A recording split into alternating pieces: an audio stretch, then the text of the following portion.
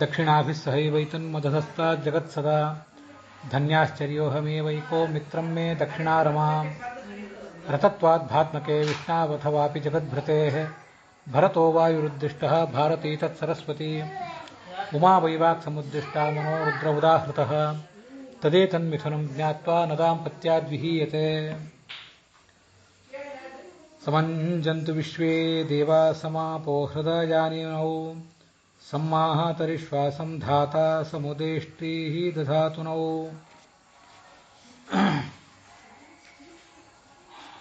ವಿವಾಹಿತರಾದವರು ವಿವಾಹ ಮಾಡಿಕೊಳ್ಳಬೇಕಾದವರು ಇವರೆಲ್ಲರೂ ಕೂಡ ಅವಲೋಕಿಸಬೇಕಾದಂಥ ವಿಷಯಗಳೇನಿವೆ ಅದನ್ನು ನಾವು ಕಳೆದ 2 ದಿವಸದಿಂದ ನೋಡಲಿಕ್ಕೆ ತೊಡಗಿದ್ದೇವೆ. ವಿವಾಹದ ಕಾಲದಲ್ಲಿ ಯಾವ ಮಂತ್ರಗಳನ್ನು ಉಪಯೋಗಿಸಿ ವಧೂವರರಿಗೆ ಆಶೀರ್ವಾದ ಮಾಡ್ತಾರೆ ಮತ್ತು ಗೃಹಸ್ಥಾಶ್ರಮದ ಮಹತ್ವವನ್ನು ಹೇಳ್ತಾರೆ, ಆ ಮಂತ್ರಗಳನ್ನು ಕೂಡ ನೋಡ್ತಿದ್ದೇವೆ. ಈಗ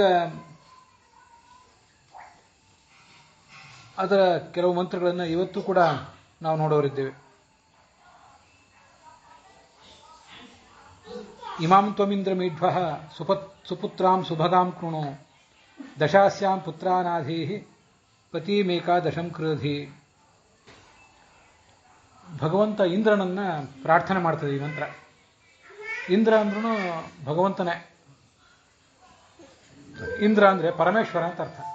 ಆದ್ದರಿಂದ ಶಚೀಪತಿ ಇಂದ್ರ ಅಂತಲೇ ಅರ್ಥ ಆಗಬೇಕಾಗಿಲ್ಲ. ಶಚೀಪತಿಯಾದ ಇಂದ್ರನಲ್ಲಿ ಭಗವಂತ ಇದ್ದಾನೆ, ಅವನಿಗೆ ಪ್ರಾರ್ಥನೆ ಇದೆ.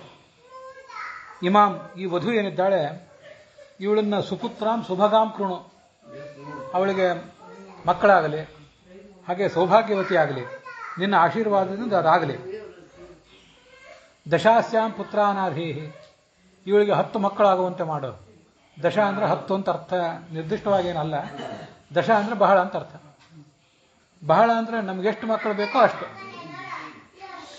ಪತಿ ಮೇಕಾದಶಂ ಕೃಧಿ, 10 ಮಕ್ಕಳಾದ ಮೇಲೆ 11ನೇ ಮಗ ಆಗಿ ಇವಳಿಗೆ ಗಂಡನೇ ಇರಲಿ, ಗಂಡನನ್ನೇ ತನ್ನ ಮಗು ಅಂತ ಅವಳು 11ನೇ ಮಗು ಅಂತ ಅವಳು ಭಾವಿಸುವಂತಾಗಲಿ. ಹೀಗೆ ಆ ವಧು ತನ್ನ ಗಂಡನನ್ನು 11ನೇ ಮಗು ಅಂತ ಪರಿಗಣಿಸಬೇಕು. ಆ ಗಂಡನಿಗೆ ಬೇಕಾದ ಎಲ್ಲ ಲಾಲನೆ ಪಾಲನೆಯನ್ನು ಅವಳು ಮಾಡಬೇಕು. ಗಂಡನೂ ಕೂಡ ತನ್ನ ತಾಯಿಯನ್ನು ಅವಳಲ್ಲಿ ಕಾಣಬೇಕು. ಹೀಗೆ ಆ ನವವಧು ಏನಿದ್ದಾಳೆ ಅವಳಿಗೆ ಅನೇಕ ಪಾತ್ರಗಳು. ತನ್ನ ತಂದೆ ತಾಯಂದಿರಿಗೆ ಅವಳು ಮಗಳು, ತಮ್ಮ ಅತ್ತೆ ಮಾವನಿಗೆ ಅವಳು ಸೊಸೆ, ಮಗಳ ಸಮಾನವೂ ಹೌದು. ಗಂಡನಿಗೆ ಅವಳು ಹೆಂಡತಿ, ಗಂಡನಿಗೆ ತಾಯಿಯೂ ಹೌದು. ಅವನಿಗೆ ಬೇಕಾದ ಲಾಲನೆ ಪಾಲನೆಯಲ್ಲೆಲ್ಲ ಮಾಡುವುದರಿಂದ ಅವಳು ತಾಯಿಯೂ ಕೂಡ ಹೌದು. ಇಷ್ಟೆಲ್ಲ ಅವಳ ಪಾತ್ರ ಇದೆ. ಇದಕ್ಕೆ ಬೇಕಾದ ಆಶೀರ್ವಾದವನ್ನೆಲ್ಲ ನೀನು ಮಾಡು ಅಂತ ಮಂತ್ರ ಹೇಳ್ತದೆ. ಸಮ್ರಾಜ್ಞಿ ಶ್ವಶುರೇ ಭವ. ಇನ್ನು ಮುಂದಿನ ಮಂತ್ರ ಹೀಗೆ: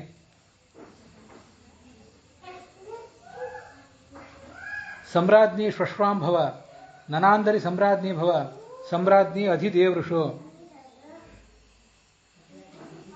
ನೀನು ನಿನ್ನ ಗಂಡನ ಮನೆಗೆ ಬಂದ ಮೇಲೆ ನಿನ್ನ ಮಾವ ಏನಿದ್ದಾರೆ ಅವರು ನಿನಗೆ ಮಾವ, ಅವರು ತಂದೆ ಸಮಾನನೂ ಹೌದು. ಅದಲ್ಲದೆ ನೀನು ಇವರೆಲ್ಲರಿಗೂ ರಾಣಿ, ಇವರೆಲ್ಲರಿಗೂ ಕೂಡ ನೀನು ಅಧಿಪತಿ. ಸಮ್ರಾಜ್ಞಿ ಶ್ವಶುರೇ ಭವ, ನಿಮ್ಮ ಮಾವನಿಗೆ ನೀನೇ ರಾಣಿ. ಅಷ್ಟೇ ಅಲ್ಲದೆ ನಿಮ್ಮ ಅತ್ತೆಗೂ ನೀನೇ ರಾಣಿ. ಸಮ್ರಾಜ್ಞಿ ಶ್ವಶ್ವಾಂ ಭವ. ನನಾಂದರಿ, ನಾದನಿ ಏನಿರ್ತಾಳಲ್ಲ ಅವಳಿಗೂ ನೀನೇ ರಾಣಿ. ನೀನು ಸಮ್ರಾಜ್ಞಿ ಅಧಿ ದೇವಋಷು, ನಿನ್ನ ಮೈದುನರಿದ್ದಾರಲ್ಲ, ದೇವರ ಅಂದರೆ ಮೈದುನರು, ಇನ್ನು ತಮ್ಮಂದರು ಮೊದಲಾದವರು, ಗಂಡನ ತಮ್ಮಂದರು ಮೊದಲಾದವರು, ಅಥವಾ ಅಣ್ಣಂದರು ಯಾರಾದರೂ ಇದ್ದರೆ ಅವರೆಲ್ಲರಿಗೂ ಕೂಡ ನೀನೇ ಸಮ್ರಾಜ್ಞಿ, ರಾಣಿ ಅಂತ ಇರಬೇಕು. ಇದು ಆ ಮಂತ್ರ ನಾವು ಮಾಡುವಂತಹ ಆಶೀರ್ವಾದ. ಸಮಂಜಂತು ವಿಶ್ವೇ ದೇವಾಹ, ಎಲ್ಲ ದೇವತೆಗಳು, ವಿಶ್ವೇ ದೇವತೆಗಳು ಅಂದರೆ ಎಲ್ಲ ದೇವತೆಗಳು. ಶ್ರಾದ್ದದಲ್ಲಿ ವಿಶ್ವೇ ದೇವತೆಗಳು ಅಂದರೆ ಒಂದು ನಿರ್ದಿಷ್ಟವಾಗಿ ಒಂದು 10 ದೇವತೆಗಳು ಮಾತ್ರ ವಿಶ್ವೇ ದೇವತೆಗಳು. ಆದರೆ ಈ ಇಂಥ ಪ್ರಸಂಗದಲ್ಲಿ ವಿಶ್ವೇ ದೇವತೆಗಳು ಅಂದರೆ ಎಲ್ಲ ದೇವತೆಗಳು. ಅವರು ನಮ್ಮ ಹೃದಯಗಳನ್ನು ಒಟ್ಟುಗೂಡಿಸಲಿ, ಗಂಡ ಹೆಂಡಂದಿರ ಹೃದಯವನ್ನು ಅವರು ಒಟ್ಟುಗೂಡಿಸಲಿ, ಅಲ್ಲಿರುವ ದುಃಖವನ್ನು ಕಳೆಯಲಿ. ಎಲ್ಲ ಜಲಾಭಿಮಾನಿ ದೇವತೆಗಳು, ವರುಣ, ಗಂಗಾ ಮೊದಲಾದ ಜಲಾಭಿಮಾನಿ ದೇವತೆಗಳು. ಹಾಗೆ ಬ್ರಹ್ಮ ಮೊದಲಾದವರು ಕೂಡ ಜಲಾಭಿಮಾನಿ ದೇವತೆಗಳೇ. ಕೇವಲ ವರುಣ, ಗಂಗೆ ಮಾತ್ರ ಜಲಾಭಿಮಾನಿಗಳಲ್ಲ. ಚತುರ್ಮುಖ ಬ್ರಹ್ಮ, ಸರಸ್ವತಿ, ಮುಖ್ಯ ಪ್ರಾಣ ಮತ್ತು ಭಾರತಿ, ಹೀಗೆ ಎಲ್ಲ ದೇವತೆಗಳು ಕೂಡ ಜಲಾಭಿಮಾನಿ ದೇವತೆಗಳು ಅಂತ ಶಾಸ್ತ್ರದಲ್ಲಿ ಆಚಾರ್ಯ ಹೇಳ್ತಾರೆ. ಆದ್ದರಿಂದ ಈ ಎಲ್ಲ ದೇವತೆಗಳು ನಮ್ಮ ಮನಸ್ಸನ್ನು ಒಟ್ಟುಗೂಡಿಸಲಿ. ಮುಖ್ಯವಾಗಿ ಮಾತರಿಶ್ವ ಮುಖ್ಯ ಪ್ರಾಣ ನಮ್ಮಿಬ್ಬರ ಹೃದಯಗಳನ್ನು ಜೊತೆಗೆ ಬೆಸೆದು ಇಡಲಿ. ಆವಯೋ ಬುದ್ಧಿ ಪರಸ್ಪರಾನುಕೂಲ ಕರೋತು, ನಮ್ಮ ಬುದ್ಧಿಗಳು ಪರಸ್ಪರ ಅನುಕೂಲ ಆಗಿರುವಂತೆ ಮಾಡಲಿ. ಧಾತಾಚ ಸಂದಧಾತು, ಚತುರ್ಮುಖ ಬ್ರಹ್ಮ ಮತ್ತು ಉಳಿದವರೆಲ್ಲರೂ ಕೂಡ. ಸರಸ್ವತಿ ದೇವಿ, ಅವಳು ಹೀಗೆ ಫಲ ಕೊಡಲಿ. ಇದು ಆ ಸೂರ್ಯವರ್ಗದಲ್ಲಿ ಒಟ್ಟು 47 ಮಂತ್ರಗಳು. ಅದರಲ್ಲಿ ಆಯ್ದು 4-6 ಮಂತ್ರಗಳನ್ನು ನಿಮ್ಮೆದುರಿಗೆ ಇಟ್ಟೆ. ಈ ವಧುವಾದವಳು ಸಿಕ್ಕಾಗ ನಮಸ್ಕಾರ ಮಾಡಿದಾಗ, ಈಗ ತಾನೇ ಮದುವೆ ಆದವಳು ಇರಬಹುದು, ಅಥವಾ ಮದುವೆಯಾಗಿ ಬಹಳ ಕಾಲ ಆಗಿರಬಹುದು, ಯಾರಾದರೂ ಇರಬಹುದು. ಅಂಥವ್ರಿಗೆ ಏನು ಆಶೀರ್ವಾದ ಮಾಡಬೇಕು? ಸುಮಂಗಲಿ ಭವ, ಹೀಗೆಲ್ಲ ಆಶೀರ್ವಾದ ಮಾಡ್ತಿರ್ತಾರೆ. ಪರಂಪರಾಗತವಾಗಿ ಅಂಥದ್ದೊಂದು ಆಶೀರ್ವಾದ ಮಾಡ್ತಿರ್ತಾರೆ. ಅದರಿಂದ ಆಶೀರ್ವಾದವನ್ನು ಉಳಿದವರು ಕೇಳ್ತಿರ್ತಾರೆ. ಆ ಆಶೀರ್ವಾದ ಮಾಡಿಸಿಕೊಂಡ್ರೆ ನಿಮಗೂ ಸಮಾಧಾನ ಇರ್ತದೆ ಅಂತ. ಆದರೆ ಮಹಾಭಾರತ, ಭಾಗವತ, ವೇದ ಇಂಥ ಗ್ರಂಥಗಳನ್ನು ಗಮನಿಸಿದರೆ ಕೆಲವು ಅಪರೂಪದ ಆಶೀರ್ವಾದಗಳು ಕೇಳಿ ಬರ್ತವೆ. ಈಗ ವೇದದಲ್ಲಿ ಬಂದ ಆಶೀರ್ವಾದವನ್ನು ನಾವು ನೀವೆಲ್ಲ ಕೇಳಿದ್ವಿ. ಯುಧಿಷ್ಠಿರ ಹಸ್ತಿನಾವತಿಯ ಎಲ್ಲ ಹೆಣ್ಣು ಮಕ್ಕಳಿಗೆ ಮಾಡುವಂಥ ಒಂದು ಆಶೀರ್ವಾದ ಇದೆ. ಕಲ್ಯಾಣಾವಸ್ಸಂತು ಪತಯೋನುಕೂಲಾಹ ಯೂಯಂ ಪತೀನಾಂ ಭವತಾನುಕೂಲಾಹ. ಯುಧಿಷ್ಠಿರ ಮಾಡಿದ ಆಶೀರ್ವಾದ. ಈ ಆಶೀರ್ವಾದವನ್ನು ನಾವು ಕೂಡ ಪ್ರಸಂಗ ಬಂದರೆ ಮಾಡುವುದನ್ನು ರೂಢಿ ಮಾಡ್ಕೊಳ್ಬೇಕು. ಅನೇಕ ಸರಿ ಯಾರಾದರೂ ಸ್ತ್ರೀಯರು ಭೇಟಿಯಾದರೆ, ಅವ್ರು ನಮಸ್ಕಾರ ಮಾಡಿದರೆ ಇಂಥದ್ದೊಂದು ಆಶೀರ್ವಾದ ನಾನು ಮಾಡ್ತಿರ್ತೇನೆ. ಆದರೆ ಸುಮಂಗಲಿ ಭವ ಅಂತ ಆಶೀರ್ವಾದ ಮಾಡಿದರೆ ಆಶೀರ್ವಾದದ ಅರ್ಥ ನಿಮ್ಗೆ ಹೇಗೆ ತಿಳಿತದೋ ಹಾಗೆ ಈ ಆಶೀರ್ವಾದದ ಅರ್ಥವೇ ತಿಳಿಯೋದಿಲ್ಲ. ಯಾಕೆಂದರೆ ಆ ಗ್ರಂಥಗಳ ಪರಿಚಯ ಇಲ್ಲ, ಮತ್ತು ಆಶೀರ್ವಾದವು ಸ್ವಲ್ಪ ದೀರ್ಘವಾಗಿದೆ. ಆದರೆ ಅಷ್ಟೇ ಮಹತ್ವದ ಆಶೀರ್ವಾದ. ನೀನು ಸುಮಂಗಲಿಯಾಗಿರುವಂತೆ ನಿನಗೆ ಮಾತ್ರ ಆಶೀರ್ವಾದ ಮಾಡುವುದಲ್ಲದೆ, ಕಲ್ಯಾಣಾವಹ ಸಂತು ಪತಯೋನುಕೂಲಾಹ, ನಿಮ್ಮ ಗಂಡಂದ್ರೆ ನಿಮ್ಗೆ ದೊರೆತಿದ್ದಾರಲ್ಲ, ನಿಮ್ಮ ಗಂಡಂದ್ರೆ ಯಾವತ್ತೂ ಕೂಡ ನಿಮಗೆ ಅನುಕೂಲಕರರಾಗಿರಲಿ. ನೀನು ಗಂಡನ ಮನೆ ಸೇರಿ ಗಂಡನ ಮನೆಗೆ ತಕ್ಕಂತೆ ಅಲ್ಲಿಯ ರೀತಿ ರಿವಾಜುಗಳಿಗೆ ಹೊಂದ್ಕೊಳ್ಳುವುದು ಮಾತ್ರ ನಿನ್ನ ಕರ್ತವ್ಯ ಅಲ್ಲ, ಅವರು ಕೂಡ ನಿನಗೆ ಅನುಕೂಲಕರರಾಗಿರಲಿ, ಅವರು ಕಲ್ಯಾಣಕರರಾಗಿರಲಿ. ಯಾವತ್ತೂ ಕೂಡ ಅತ್ತೆ ಆದವಳು, ಮಾವನಾದವರು, ಅತ್ತೆ ಮಾವನ ಮನೆಗೆ ಬಂದಿದ್ದೆ, ಸೊಸೆ ಹೆಂಗೆ ಬದುಕಿರ್ಬೇಕೋ ಹಂಗೆ ಬದುಕಿರು ಅಂತ ಜಬರ್ದಸ್ತಿನಿಂದ ಹೇಳುವಂಥ ಮಾತು ಯಾವತ್ತೂ ಬರಬಾರ್ದು. ಸೊಸೆ ಅಂತ ಮಾತಿಗೆ ಏನು ಬಹಳ ಅರ್ಥ ಇಲ್ಲ. ಅವಳು ಮಗಳಾಗಿ ಬಂದವಳು, ಅದರಿಂದ ಅವಳನ್ನು ಹೇಗೆ ನಡೆಸ್ಕೋಬೇಕು ಹಾಗೆ ನಡೆಸ್ಕೋಬೇಕು. ಅದಕ್ಕಾಗಿ ನೀನು ಅಧಿಪತಿ ಅಂತ ಹೇಳಿದ್ದು. ನೀನು ನಿಮ್ಮ ಅತ್ತೆ ಮಾವ, ನಾದಿನಿಯರು ಮತ್ತು ಮೈದುನರು ಇವರೆಲ್ಲರಿಗೂ ಕೂಡ ನೀನು ರಾಣಿ ಅಂತೆ, ಮನೆಯ ರಾಣಿ ಅಂತೆ. ನೀನು ಅಂಥ ಮಹತ್ವದ ಸ್ಥಾನ ನಿನಗೆ ವೇದ ಕೊಟ್ಟಿದೆ. ನಿನಗೆ ಕೊಟ್ಟಿದೆ ಅಂತಂದರೆ ಮತ್ತು ಉಳಿದವರು ಕೂಡ ಅದನ್ನು ನಡೆಸಬೇಕಲ್ಲ. ಅತ್ತೆ ಮಾವ, ಮೈದುನರು, ನಾದಿನಿಯರು ಎಲ್ಲರೂ ಕೂಡ ವೇದ ಮಂತ್ರದ ಆಶೀರ್ವಾದ ತಕ್ಕಂತೆ ಅವಳನ್ನು ನಡೆಸ್ಕೊಂಡ್ರೆ ಅವಳು ರಾಣಿ ಅಂತ ಇರ್ತಾಳೆ. ನಿನಗೆ ರಾಣಿ ಅಂತ ಹೆಸರು ಮಾತ್ರ, ನಾವು ಅದನ್ನು ನಡೆಸ್ಕೊಳ್ಳೋದಿಲ್ಲ ಅಂತಂದರೆ ಆ ಆಶೀರ್ವಾದ ಮಾಡಿದ್ದಕ್ಕೂ ಮಾಡಿಸ್ಕೊಳಿದ್ದಕ್ಕೂ ಏನು ಅರ್ಥ ಇರೋದಿಲ್ಲ. ಅದರಿಂದ ನಿನ್ನ ಗಂಡ ನಿನಗೆ ಅನುಕೂಲಕರನಾಗಿರಲಿ, ಅವನು ನಿನಗೆ ಕಲ್ಯಾಣಕರನಾಗಿರಲಿ. ಯೂಯಂಪತಿನ ಭವತಾನುಕೂಲಾಹ, ನೀನು ಗಂಡನಿಗೆ ಅನುಕೂಲ ಆಗಿರುವಂತ ಮೊದಲು ನಿನಗೆ ಆಶೀರ್ವಾದ ಮಾಡೋದಲ್ಲ, ನಿನ್ನ ಗಂಡ ನಿನಗೆ ಅನುಕೂಲಕರ ಆಗಿರಲಿ ಅಂತ ಮೊದಲು ನಿನಗೆ ಆಶೀರ್ವಾದ ಮಾಡಿ, ಆಮೇಲೆ ನೀನು ನಿನ್ನ ಗಂಡನಿಗೆ ಅನುಕೂಲಕರಳಾಗಿರು ಅಂತ ಶಾಸ್ತ್ರ ಆಶೀರ್ವಾದ ಮಾಡಿದೆ. ಇಷ್ಟೆಲ್ಲ ವಿಷಯಗಳನ್ನು ನಮ್ಮ ವೇದ, ಮಹಾಭಾರತ, ರಾಮಾಯಣ ಇವೆಲ್ಲ ಹೇಳೇ ಇವೆ. ಇವನ್ನು ಅರ್ಥ ಸಮೇತವಾಗಿ ಕೇಳಿದಾಗ ಹೌದು, ನಮ್ಮ ಶಾಸ್ತ್ರಗಳು ನಮ್ಮ ಸಾಮಾಜಿಕ ಜೀವನಕ್ಕೆ, ಕೌಟುಂಬ ಜೀವನಕ್ಕೆ ವಿಮುಖ ಏನಲ್ಲ ಅಂತ ನಿಮಗೀಗ ಅನಿಸ್ತದೆ. ಇಷ್ಟೆಲ್ಲ ಸಾಂಸ್ಕೃತಿಕ ಸಂಪತ್ತು, ಆಧ್ಯಾತ್ಮಿಕ ಸಂಪತ್ತು ನಮ್ಮಲ್ಲಿ, ನಮ್ಮ ದೇಶದಲ್ಲಿ, ನಮ್ಮ ಸಮಾಜದಲ್ಲಿ ಇದ್ದರೂ ಕೂಡ ನಾವು ಬಡವರಂತಲೇ ಬದುಕಿದ್ದೇವೆ. ಇದು ನಾವು ಯಾವತ್ತಾರು ಇದನ್ನು ವಿಚಾರ ಮಾಡಿದ್ದೇವೇನು? ಇಷ್ಟೆಲ್ಲ ಎತ್ತರ ನಾರ್ಯಸ್ತು ಪೂಜ್ಯಂತೆ, ಎಲ್ಲಿ ಸ್ತ್ರೀಯರಿಗೆ ಪೂಜಾ ನಡೀತದೋ, ಗೌರವ ನಡೀತದೋ ಅಲ್ಲಿ ದೇವತೆಗಳು ಸಂತೋಷ ಪಡ್ತಾರೆ ಅಂತ ಪುರಾಣ ಹೇಳ್ತೀವಿ, ಪ್ರವಚನ ಹೇಳ್ತೀವಿ, ಕೇಳ್ತೀವಿ. ಎಲ್ಲ ಅಗ್ನಿಸಾಕ್ಷಿಕವಾಗಿ ಮದುವೆ ಆಗ್ತದೆ, ಎಲ್ಲ ಸರಿ. ಆದರೆ ನಮ್ಮ ದೇಶದಲ್ಲಿ ಯಾಕೆ 1000 ಗಂಡಸರಿಗೆ ಕೇವಲ 950 ಅಥವಾ 946 ಹೆಂಗಸರಿದ್ದಾರೆ? ಯಾಕೆ ಹೆಂಗಸರ ಸಂತಾನವನ್ನು ಕಡಿಮೆ ಮಾಡಿದ್ದೀವಿ? ಲಿಂಗ ಪರೀಕ್ಷೆ ಮಾಡಿ ಆ ಹೆಂಗಸರ ಸಂತಾನವನ್ನು ಕುಗ್ಗಿಸುವ ಪ್ರಯತ್ನ ನಾವು ಯಾಕೆ ಮಾಡಿದ್ವಿ? ಇಷ್ಟು ಸಾಂಸ್ಕೃತಿಕವಾಗಿ ಧಾರ್ಮಿಕವಾಗಿ ಸಂಪದ್ಭರಿತವಾದ ದೇಶ, ಈ ದೇಶದ ಅಧಸ್ಥಿತಿ ಅಧಃಪತನ ಹೀಗ್ಯಾಕೆ ಬಂತು? ಅಮೆರಿಕಾದಂಥ ದೇಶದಲ್ಲಿ 100 ಜನ ಗಂಡಸರಿಗೆ 101 ಜನ ಹೆಂಗಸರಿದ್ದಾರೆ. ಅವ್ರಿಗೆ ವೇದ ಗೊತ್ತಿಲ್ಲ, ಪುರಾಣ ಗೊತ್ತಿಲ್ಲ. ಏನಾದ್ರು ಗೊತ್ತಿದ್ರೆ ನಾವೇ ಹೇಳಬೇಕಷ್ಟೇ ಅವರಿಗೆ. ಅವ್ರಿಗೇನೂ ಗೊತ್ತಿಲ್ಲ. ಅವ್ರು ಅನ್ಯಾಯ ಮಾಡಿದ್ರೆ ಇಬ್ಬರೂ ಸೇರಿ ಅನ್ಯಾಯ ಮಾಡ್ತಾರೆ. ಮದ್ಯಪಾನ ಮಾಡಿದ್ರೆ ಇಬ್ಬರು ಸೇರೇ ಮದ್ಯಪಾನ ಮಾಡ್ತಾರೆ. ವ್ಯಭಿಚಾರ ಮಾಡಿದರೆ ಇಬ್ಬರು ಸೇರೇ ಮಾಡ್ತಾರೆ. ನ್ಯಾಯ ಅನ್ಯಾಯ, ಧರ್ಮ ಅಧರ್ಮ, ಉದ್ಯೋಗ, ಲೌಕಿಕ ರೀತಿ ರಿವಾಜು ಎಲ್ಲನೂ ಇಬ್ಬರು ಸೇರೇ ಮಾಡ್ತಾರೆ. ಯಾವುದೇ ಪಕ್ಷಪಾತ ಇಲ್ಲದೆ ಅದನ್ನು ಮಾಡ್ತಾರೆ. ದೇವರು ಅವರಿಗೆ 100 ಜನ ಗಂಡಸರಿಗೆ 101 ಜನ ಹೆಂಗಸರನ್ನು ಕೊಟ್ಟರು. ಬೇಕಾದ್ರೆ ನೀವು ಅದನ್ನು ಸರ್ಚ್ ಮಾಡ್ಬೋದು ಆಮೇಲೆ.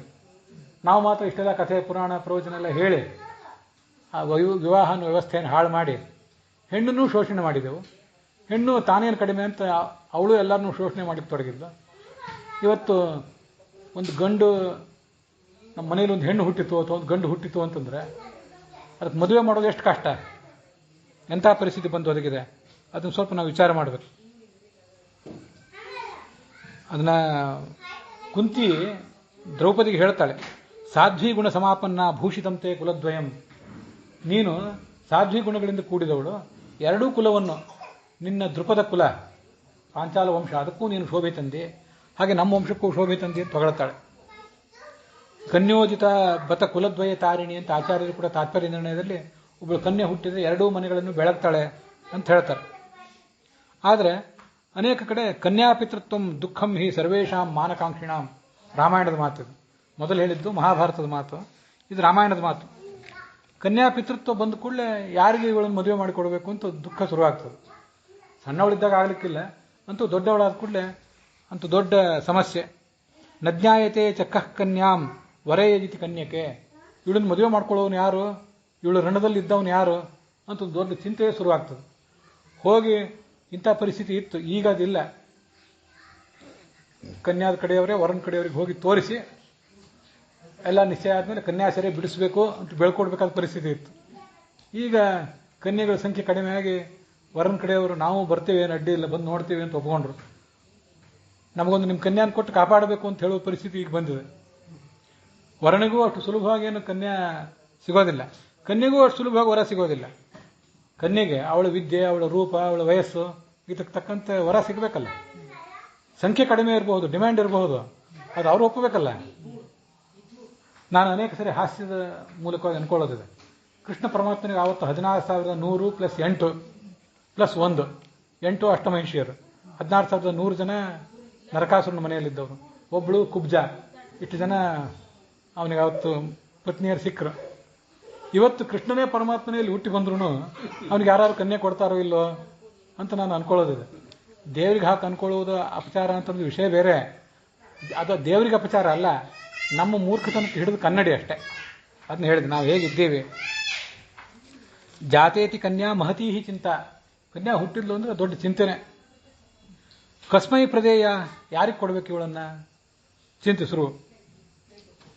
ಕನ್ಯಾಪಿತೃತ್ವ ಖಲು ನಾಮ ಕಷ್ಟಂ, ಬಹಳ ಕಷ್ಟ ಇದು ಕನ್ಯಾಪಿತೃತ್ವ. ಹೀಗಿದು ಶಾಸ್ತ್ರ ಇರೋದು. ಅದರಿಂದ ನಮ್ಮ ಸಮಾಜ ಎಲ್ಲಿ ಹೋಗ್ತಿದೆ, ಏನು ನಡೀತಿದೆ? ವಿವಾಹ ಮತ್ತು ಕೌಟುಂಬಿಕ ಜೀವನ, ಇದರ ಸಮಸ್ಯೆಗಳು ಪರದೇಶದಲ್ಲೂ ಇವೆ, ಇಲ್ಲ ಅಂತಲ್ಲ. ಅವರು ಎಲ್ಲ ಏನು 100% ಸುಖವಾಗಿ ಬದುಕಿದ್ದಾರೆ ಅಂತಲ್ಲ, ಹಾಗೇನು ಭ್ರಮೆ ಇಟ್ಕೊಳ್ಬೇಕಾಗಿಲ್ಲ. ಆದರೂ ಇಲ್ಲಿರೋ ಮೂರ್ಖತನಗಳು ಅಲ್ಲಿಲ್ಲ. ಮತ್ತೆ ವಿವಾಹದ ಹೆಸರಿನಲ್ಲಿ ದುಂದು ವೆಚ್ಚ, ಶೋಷಣೆ ಇವೆಲ್ಲ ಇಲ್ಲ. ಅದನ್ನು ಒಂದು ಸ್ವಲ್ಪ ಮಟ್ಟಿಗೆ ಅದನ್ನು ಕೂಡ ನಾವು ಅವಲೋಕನ ಮಾಡಬೇಕು. ನಮ್ಮಲ್ಲೇ ಭಾರತ ದೇಶದಲ್ಲೇ ವಿವಾಹದ ಪದ್ಧತಿ ಒಂದೊಂದು ಕಡೆ ಒಂದೊಂದು ಥರ ಇರ್ತದೆ. ನಮ್ಮಲ್ಲಿ ಘಟ್ಟದ ಮೇಲೆ ಹಿಂದಿನ ದಿವಸ ವರೋಪಚಾರದಿಂದ, ವರಪೂಜೆಯಿಂದ ಪ್ರಾರಂಭ ಆಗ್ತದೆ. ಉಡುಪಿ ಕಡೆಯವರಲ್ಲಿ ಆವತ್ತಿನ ದಿವಸ ಒಂದು 3-4 ತಾಸಿನ ಕೆಲಸ ಅಷ್ಟೇ. ಅದು ಬೆಳಿಗ್ಗೆನೇ ಬರ್ತಾರೆ ವರನ ಕಡೆಯವರು, ವಧುವಿನ ಕಡೆಯವರು ಇಬ್ಬರು. ಒಂದು 4-5 ತಾಸುಗಳಲ್ಲಿ ವಿವಾಹ ಮುಗಿದು ಹೋಗಿ, ಊಟನ ಮುಗಿದು ಹೋಗಿ ತಮ್ಮ ಮನೆಗೆ ಅವ್ರು ಹೊರಟೋಗ್ತಾರೆ. ವರಪೂಜಾ ಅಂತ ಈ ಥರ ಅವ್ರು ಮಾಡೋದಿಲ್ಲ. ಹಾಗಂತೇಳಿ ಅವ್ರ ಸಂಪ್ರದಾಯ ನಾವು ಅನುಸರಣೆ ಮಾಡಬೇಕು ಅಂತ ನಾನು ಹೇಳ್ತಿಲ್ಲ. ಹಿಂದಿನ ದಿವಸ ವರಪೂಜೆ ಆಗಲಿ, ಆದರೆ ಅದೆಲ್ಲವೂ ಕೂಡ ಸರಿಯಾದ ಸಮಯದಲ್ಲಿ ಪ್ರಾರಂಭ ಕಂಡು ಸರಿಯಾದ ಸಮಯದಲ್ಲಿ ಮುಕ್ತಾಯ ಕಾಣಬೇಕು. ರಾತ್ರಿ 12ಗೋ 1 ಗಂಟೆಗೋ ಪಿಶಾಚಿಗಳಂತೆ ರಾಕ್ಷಸರಂತೆ ತಿನ್ನುವುದಕ್ಕೆ ಅರ್ಥ ಇಲ್ಲ. ಬೇಗ ತಿಂದು ಮುಗಿಸ್ಬೇಕು. ಬೆಳಗ್ಗೆ ಬೇಗ ಹೇಳ್ಬೇಕಲ್ಲ ವರ. ವರನಾದವನು ಕೂಡ ಬೆಳಿಗ್ಗೆ ಬೇಗ ಎದ್ದು ವರನ ತಂದೆ ವಧುವಿನ ತಂದೆ ಎಲ್ಲ ಎದ್ದು ಸ್ನಾನ ಅನೇಕ ಎಲ್ಲ ಮಾಡಬೇಕಲ್ಲ. ಬ್ರಾಹ್ಮೇ ಮುಹೂರ್ತೆ ಉತ್ತಿಷ್ಠೇತ್ ಜೀರ್ಣಾಜೀರ್ಣಿ ವಿಚಾರೇನು. ಯಾವತ್ತೂ ಕೂಡ ನೀವು ಬೆಳಿಗ್ಗೆ ಏಳಬೇಕು ಅಂದರೆ ಬೇಗ, ರಾತ್ರಿ ಬೇಗ ಊಟವೇ ಆಗಿರಬೇಕು. ಬೇಗ ಊಟ ಆಗಿ ಸಾಕಷ್ಟು ನಿದ್ರೆ ಆದ್ರೂ ಬೆಳಿಗ್ಗೆ ನಿಮಗೆ ಶೌಚ ಆಗ್ತದೆ. ಆಹಾರ ಜೀರ್ಣ ಆಗಿದ್ದು ಶೌಚಕ್ಕೆ ಹೋಲಿಕ್ಕೆ ಅನುಕೂಲ ಆಗ್ತದೆ. ಸರಿಯಾಗಿ ಊಟ ವಿಳಂಬದಿಂದ ಆಗಿದ್ದರೆ, ನಿದ್ರೆ ಸಾಕಷ್ಟು ಆಗಿಲ್ಲದೆ ಹೋದರೆ ನಮಗೆ ಶೌಚವೇ ಆಗೋದಿಲ್ಲ. ಸರ್ ಏನು ಆನ್ನಿಕ ಮಾಡ್ತಾರೆ? ಎಲ್ಲರಿಗೂ ಆನ್ನಿಕ ಆಗಬೇಕಲ್ಲ. ಕನಿಷ್ಠ ಪಕ್ಷ ವಧುವಿನ ತಂದೆ, ವರನ ತಂದೆ ತಾಯಿ, ವರಂದು ಇಷ್ಟು ಜನರದಾದ್ರೂ ಆನ್ನಿಕ ಮುಗಿಬೇಕಲ್ಲ. ಅದಕ್ಕಾಗಿ ವರೋಪಚಾರ ಇತ್ಯಾದಿಗಳು ಆಗಬಾರ್ದಂತಲ್ಲ, ಅದನ್ನೆಲ್ಲ ಯುಕ್ತ ಸಮಯದಲ್ಲಿ ಪ್ರಾರಂಭ ಮಾಡಿ ಯುಕ್ತ ಸಮಯದಲ್ಲಿ ಮುಗಿಸ್ಬೇಕು. ಸಮಯ ನಮ್ಮ ಕೈಯಲ್ಲೇ ಇರ್ತದಲ್ಲ, ಯಾತಕ್ಕಾಗಿ ವಿಳಂಬದಿಂದ ಮಾಡಬೇಕು? ಅದ್ರ ಬಗ್ಗೆ ಎಲ್ಲ ನಾವು ಎಚ್ಚೆತ್ಕೊಳ್ಬೇಕು, ಸರಿಯಾಗಿ ಅದನ್ನು ಮಾಡುವಂತಾಗಬೇಕು. ಮತ್ತು ಅನೇಕ ಥರದ ಸಂಪ್ರದಾಯಗಳು, ಕೆಲವು ಶಾಸ್ತ್ರದ ಸಂಪರ್ಕ ಇಲ್ಲದೇ ಇದ್ದವರಿಗೆ, ವೇದ ಗೃಹ್ಯ ಸೂತ್ರಗಳು ಇದು ಸಂಪರ್ಕ ಇಲ್ಲದೇ ಇದ್ದವರಿಗೆ, ಮತ್ತು ಪುರೋಹಿತರ ಜೊತೆ ಸಮಾಲೋಚನೆ ಆದರೂ ಮಾಡಿರಬೇಕು ಕೊನೆ ಪಕ್ಷ. ಅದಿಲ್ಲದೆ ಹೋದರೆ ಇವೆಲ್ಲ ಶಾಸ್ತ್ರದಲ್ಲಿ ಇವೆಯೇನೋ ಅಂತ ಭ್ರಮೆ ಹುಟ್ಟಿರ್ತದೆ. ಚೌಕಲಾಣಿ ಅಂಥದ್ರಲ್ಲಿ ಅದೊಂದು ವರ ಮೊದಲನೇ ಮಗ ಆಗಿದ್ದರೆ ಆ ವರನ ತಾಯಿ ಹಸಿರು ಸೀರೆ ಉಡಬಾರ್ದು, ಮತ್ತು ಹಸಿರು ಬಳೆ ಇತ್ಯಾದಿನ ತೊಡಬಾರ್ದು ಅಂತ ಏನೇನೋ ವ್ರತ ತೊಟ್ಟು, ಒಂದು ನನ್ನ ಮಗನ ಏನಾದರೂ ಒಂದು ಕಲ್ಯಾಣ ಆಗಲಿ ಆಮೇಲೆ ಹಸಿರಿನ ಹಬ್ಬ ಮಾಡ್ತೀನಿ ಅಂತ ವ್ರತ ತೊಟ್ಟಿರ್ತಾಳೆ. ಅದನ್ನು ವ್ರತ ತೊಟ್ಟಿರೋರು ಇವರು, ಅದನ್ನು ಪೂರೈಸಬೇಕಾದ ಬಾಧ್ಯತೆ ಅಂಥ ಪರಿಸ್ಥಿತಿಯ ವಧುವಿನ ತಂದೆ ತಾಯಿದು. ಅದರ ಬಗ್ಗೆ ಜಗಳ ಆಗದೆ ಇದ್ರೆ ಮದುವೆ ಹೇಗೆ? ಬೀಗರು ಅಂತ ಜಗಳ ಮಾಡುವವರೇ ಬೀಗರು ಅಂತ ಪರ್ಯಾಯ ಪದವಂತಾಗಿದೆ. ವಸ್ತುತಃ ಚೌಕಲಾಣಿ ಅನ್ನೋದನ್ನು ಯಾವ ಶಾಸ್ತ್ರನೂ ಹೇಳಲಿಲ್ಲ. ಇಂಥ ಅಸಹ್ಯಗಳನ್ನೆಲ್ಲ ಬಿಡದೆ ಹೋದರೆ, ನಾನು ನಿನ್ನೆ ಹೇಳಿದೆ, ಇದನ್ನು ನೋಡಿ ಯಾಕೆ ಮದುವೆ ಆಗಬೇಕು ನಾವು ಅಂತ ನಮ್ಮ ಯುವಕ ಯುವತಿಯರು ಹಿಂಜರಿತಿದ್ದಾರೆ. ಇನ್ನು ಮುಂದೆ ಹೋಗಲಿ, ಇನ್ನೊಂದು ಕಾಲ ನೋಡಿ, ಮುಂದೆ ನಮ್ಮ ಮಕ್ಕಳು ಮೊಮ್ಮಕ್ಕಳ ಕಾಲದಲ್ಲಿ ವಿವಾಹ ಅನ್ನೋದೇ ಅಪರೂಪ ಆಗಿ ಹೋಗ್ತದೆ. ಭಾಳ ದಿವಸ ಆಯ್ತು ಎಲ್ಲೇ ಮದುವೆನೇ ನಡೆದಿಲ್ಲ. ಒಂದು ಎಲ್ಲರೂ ಮದುವೆ ನಡೆದ್ರೆ ಹೋಗಿ ನೋಡಿ ಬರೋಣ ನಡ್ರಿ, 2 ವರ್ಷಕ್ಕೊಂದ್ಸರಿ ಪರ್ಯಾಯ ನೋಡಿ ಬರ್ತಿರ್ತೀವಲ್ಲ, ಆ ಥರ ಎಲ್ಲರೂ ವಿವಾಹ ನಡೆದಿದ್ರೆ ನೋಡಿ ಬರೋ ಪರಿಸ್ಥಿತಿ ಬರ್ತದೆ. ವಧುವನ್ನು ನಾನಾ ಥರದಿಂದ ಪರೀಕ್ಷೆ ಮಾಡ್ತಿದ್ರು, ಎಲ್ಲ ನಡಿಗೆ, ಸ್ವರ, ರೂಪ ಎಲ್ಲನೂ, ಶಿಕ್ಷಣ ಎಲ್ಲನೂ. ಈಗ ವಧುನು ಕೂಡ ತಾನೂ ಪರೀಕ್ಷೆ ಮಾಡೋ ಪರಿಸ್ಥಿತಿಗೆ ತಂದು ತಲುಪಿದ್ದಾಳೆ. ರಿಜೆಕ್ಟ್ ಮಾಡ್ತಾಳೆ, ಬೇಕಾಷ್ಟು ರಿಜೆಕ್ಟ್ ಮಾಡ್ತಾಳೆ, ಆಗದಿದ್ದಲ್ಲೇ ಬಿಡು ಅಂತಾಳೆ. ಇದು ಕಾಲ ಪರಿಣತ ಆಗಿರುವುದರ ಸಮಯ, ನಿದರ್ಶನ ಇದು. ಕಾಲ ಈಗ ಬದಲಾಗಿದೆ. ಅದ್ರ ಬಗ್ಗೆ ನಾವು ಎಚ್ಚೆತ್ಕೊಳ್ಬೇಕು. ವ್ಯರ್ಥವಾದ ಸಂಪ್ರದಾಯಗಳು, ವ್ಯರ್ಥವಾದ ನೀತಿ ನಿಯಮಗಳು, ರೀತಿ ರಿವಾಜುಗಳು, ಅದನ್ನೆಲ್ಲ ಸ್ವಲ್ಪ ಅಂಕುಶ ಹಾಕಬೇಕು. ಅದು ಬೇಡ ಅಂತಲ್ಲ. ಮನುಷ್ಯನಿಗೆ ನಾವು ಏನು ಮಾಡಬೇಕು ಏನು ಮಾಡಬಾರ್ದು ಅನ್ನೋದ್ರ ಬಗ್ಗೆ ಬಹಳ ಆಲೋಚನೆ ಬೇಕಾಗ್ತದೆ. ನಾವು ಇವತ್ತು ಮಾಡೋ ಧರ್ಮಾಚರಣೆಗಳೇನಿವೆಯಲ್ಲ, ಅದು ಉಪನಯನ ಇರಬಹುದು, ಮದುವೆ ಇರಬಹುದು, ಇಂಥದ್ರಲ್ಲಿ ಕೆಲವು ಕಡ್ಡಾಯ ಶಾಸ್ತ್ರದ ನಿಯಮಗಳು, ಕೆಲವು ಮಾಡಲೇಬೇಕಾದ್ದು. ಇನ್ನು ಕೆಲವು ಸಂಸ್ಕೃತಿ ಪದ್ಧತಿಗಳು ಮಾತ್ರ, ಆಯಾ ದೇಶದ ಆಚಾರ ಇತ್ಯಾದಿಗಳು ಮಾತ್ರ. ಹಾಗಿರುವಾಗ ಯಾವ ದೇಶದ ಆಚಾರ ವಿಚಾರವನ್ನು ಬಿಡೋದು ಬೇಡ, ಆದರೆ ಅದನ್ನು ಯುಕ್ತ ರೀತಿಯಿಂದ ಮಾಡಬೇಕಷ್ಟೆ. ಒಂದು ವೇಳೆ ಅದಕ್ಕೇನಾದರೂ ಧಕ್ಕೆ ಬಂದರೆ, ಸಂಸ್ಕೃತಿಯ ಆಚರಣೆಗೆ ಧಕ್ಕೆ ಬಂದರೆ, ರೀತಿ ರಿವಾಜು ದೇಶಾಚಾರ ಅದಕ್ಕೇನಾದ್ರು ಧಕ್ಕೆ ಬಂದರೆ ಅದನ್ನು ದೊಡ್ಡ ಇಶ್ಯೂ ಮಾಡಬಾರ್ದು. ಇಶ್ಯೂ ಮಾಡಿ ಅದನ್ನು ಇನ್ನೊಬ್ಬರನ್ನು ಶೋಷಣೆ ಮಾಡಲಿಕ್ಕೆ ಒಂದು ದಾರಿ ಮಾಡ್ಕೋಬಾರ್ದು. ಧರ್ಮ ಕಡ್ಡಾಯ, ಸಂಸ್ಕೃತಿ ಅನ್ನೋದನ್ನು ಸಂತೋಷದಿಂದ ನಾವು ಮಾಡಬೇಕಾಗುತ್ತೆ. ಅದಕ್ಕಾಗಿ ಯಾವುದು ಧರ್ಮ ಯಾವುದು ಸಂಸ್ಕೃತಿ ಅಂತ ಅನ್ನೋದನ್ನು ತಿಳ್ಕೊಳ್ಳೋ ಜವಾಬ್ದಾರಿ ವಧುವಿನ ತಂದೆ ತಾಯಿ, ವರನ ತಂದೆ ತಾಯಿ, ಸ್ವತಃ ವರಂದು, ಸ್ವತಃ ವಧುವಿಂದು, ಅವರಿಗೆಲ್ಲರಿಗೂ ಆ ಜವಾಬ್ದಾರಿ ಇದ್ದೇ ಇದೆ. ಅದನ್ನು ತಿಳ್ಕೊಂಡು ಮಾಡಬೇಕು. ಇಲ್ಲದೆ ಹೋದರೆ ಅದು ದೊಡ್ಡ ಕಷ್ಟನೇ. ಅದಕ್ಕಾಗಿ ಅವರಲ್ಲಿ ನಾನು ಶಿಕ್ಷಣ ಅಂತ ಅನ್ನೋದು ನಾನು ಅನೇಕ ಸರಿ ಅಂದ್ಕೊಳ್ಳೋದಿದೆ. ಈ ಜಗತ್ತಿನಲ್ಲಿ ಎಲ್ಲರೂ ವೈದ್ಯರಾಗಬೇಕಾಗಿಲ್ಲ, ಎಲ್ಲರೂ ತಂತ್ರಜ್ಞರು ಆಗಬೇಕಾಗಿಲ್ಲ, ಎಲ್ಲರೂ ವಕೀಲರಾಗಬೇಕಾಗಿಲ್ಲ. ಆದರೆ ಎಲ್ಲರೂ ಕೂಡ ತತ್ವಜ್ಞಾನಿಗಳು ಮಾತ್ರ ಆಗಲೇಬೇಕು. ಈ ಜಗತ್ತಿನಲ್ಲಿ ಇದ್ದವರೆಲ್ಲ ವಕೀಲರೇ ಆದರೆ ಮತ್ತೆ ಪೇಷಂಟ್ಗಳು ಯಾರು? ಇದ್ದವರೆಲ್ಲ ವಕೀಲರೇ ಆದರೆ ಮತ್ತೆ ಯಾವ ವಕೀಲರ ಹತ್ರ ಯಾವ ಕಕ್ಷಿದಾರರು ಹೋಗ್ತಾರೆ? ನೀವು ಪಡ್ಕೊಳ್ಳುವ ವೈದ್ಯಕೀಯ ಶಿಕ್ಷಣ ಅಥವಾ ತಾಂತ್ರಿಕ ಶಿಕ್ಷಣ ಅಥವಾ ಕಾನೂನು ಶಿಕ್ಷಣ ಏನಿದೆ, ಅದು ನೀವೊಂದು ಉದ್ಯೋಗ ಮಾಡಲಿಕ್ಕಾಗಿ ಮಾತ್ರ. ಉದ್ಯೋಗ ಮಾಡದೆ ಹೋದರೆ ನೀವು ವೈದ್ಯರಾಗಿರೋದಕ್ಕೆ, ಇಂಜಿನಿಯರ್ ಆಗಿರೋದಕ್ಕೆ ಅರ್ಥ ಇಲ್ಲ. ಹೌದಾ? ನಾವು ನಮ್ಮ ಕುಟುಂಬದ ಮೇಂಟೆನೆನ್ಸಿಗಾಗಿ ಕಾನೂನು ಕಲಿಬೇಕಾಗಿಲ್ಲ. ನಮ್ಮ ಜಮೀನು ಇತ್ಯಾದಿನ ನೋಡ್ಕೊಳ್ಳಿಕ್ಕೆ, ನಮ್ಮ ಕಾನೂನು ವ್ಯವಹಾರ ನೋಡಲಿಕ್ಕಾಗಿ ನಾವೇನು ವಕೀಲರಾಗಬೇಕಾಗಿಲ್ಲ, ನಾವು ತಂತ್ರಜ್ಞರು ಆಗಬೇಕಾಗಿಲ್ಲ. ನಮ್ಮ ಕುಟುಂಬದ ಆರೋಗ್ಯದ ರಕ್ಷಣೆಗಾಗಿ ನಾವೇನು ವೈದ್ಯಕೀಯ ಶಿಕ್ಷಣ ಪಡಿಬೇಕಾಗಿಲ್ಲ. ಅವೆಲ್ಲನೂ ವೃತ್ತಿಗಾಗೇ ಇರುವಂಥದ್ದು. ಆದರೆ ತತ್ವಜ್ಞಾನ ಮಾತ್ರ ಯಾವ ವೃತ್ತಿಗಾಗೂ ಇರುವಂಥದ್ದಲ್ಲ. ತತ್ವಜ್ಞಾನ ಅದು ವೃತ್ತಿ ಅಲ್ಲ.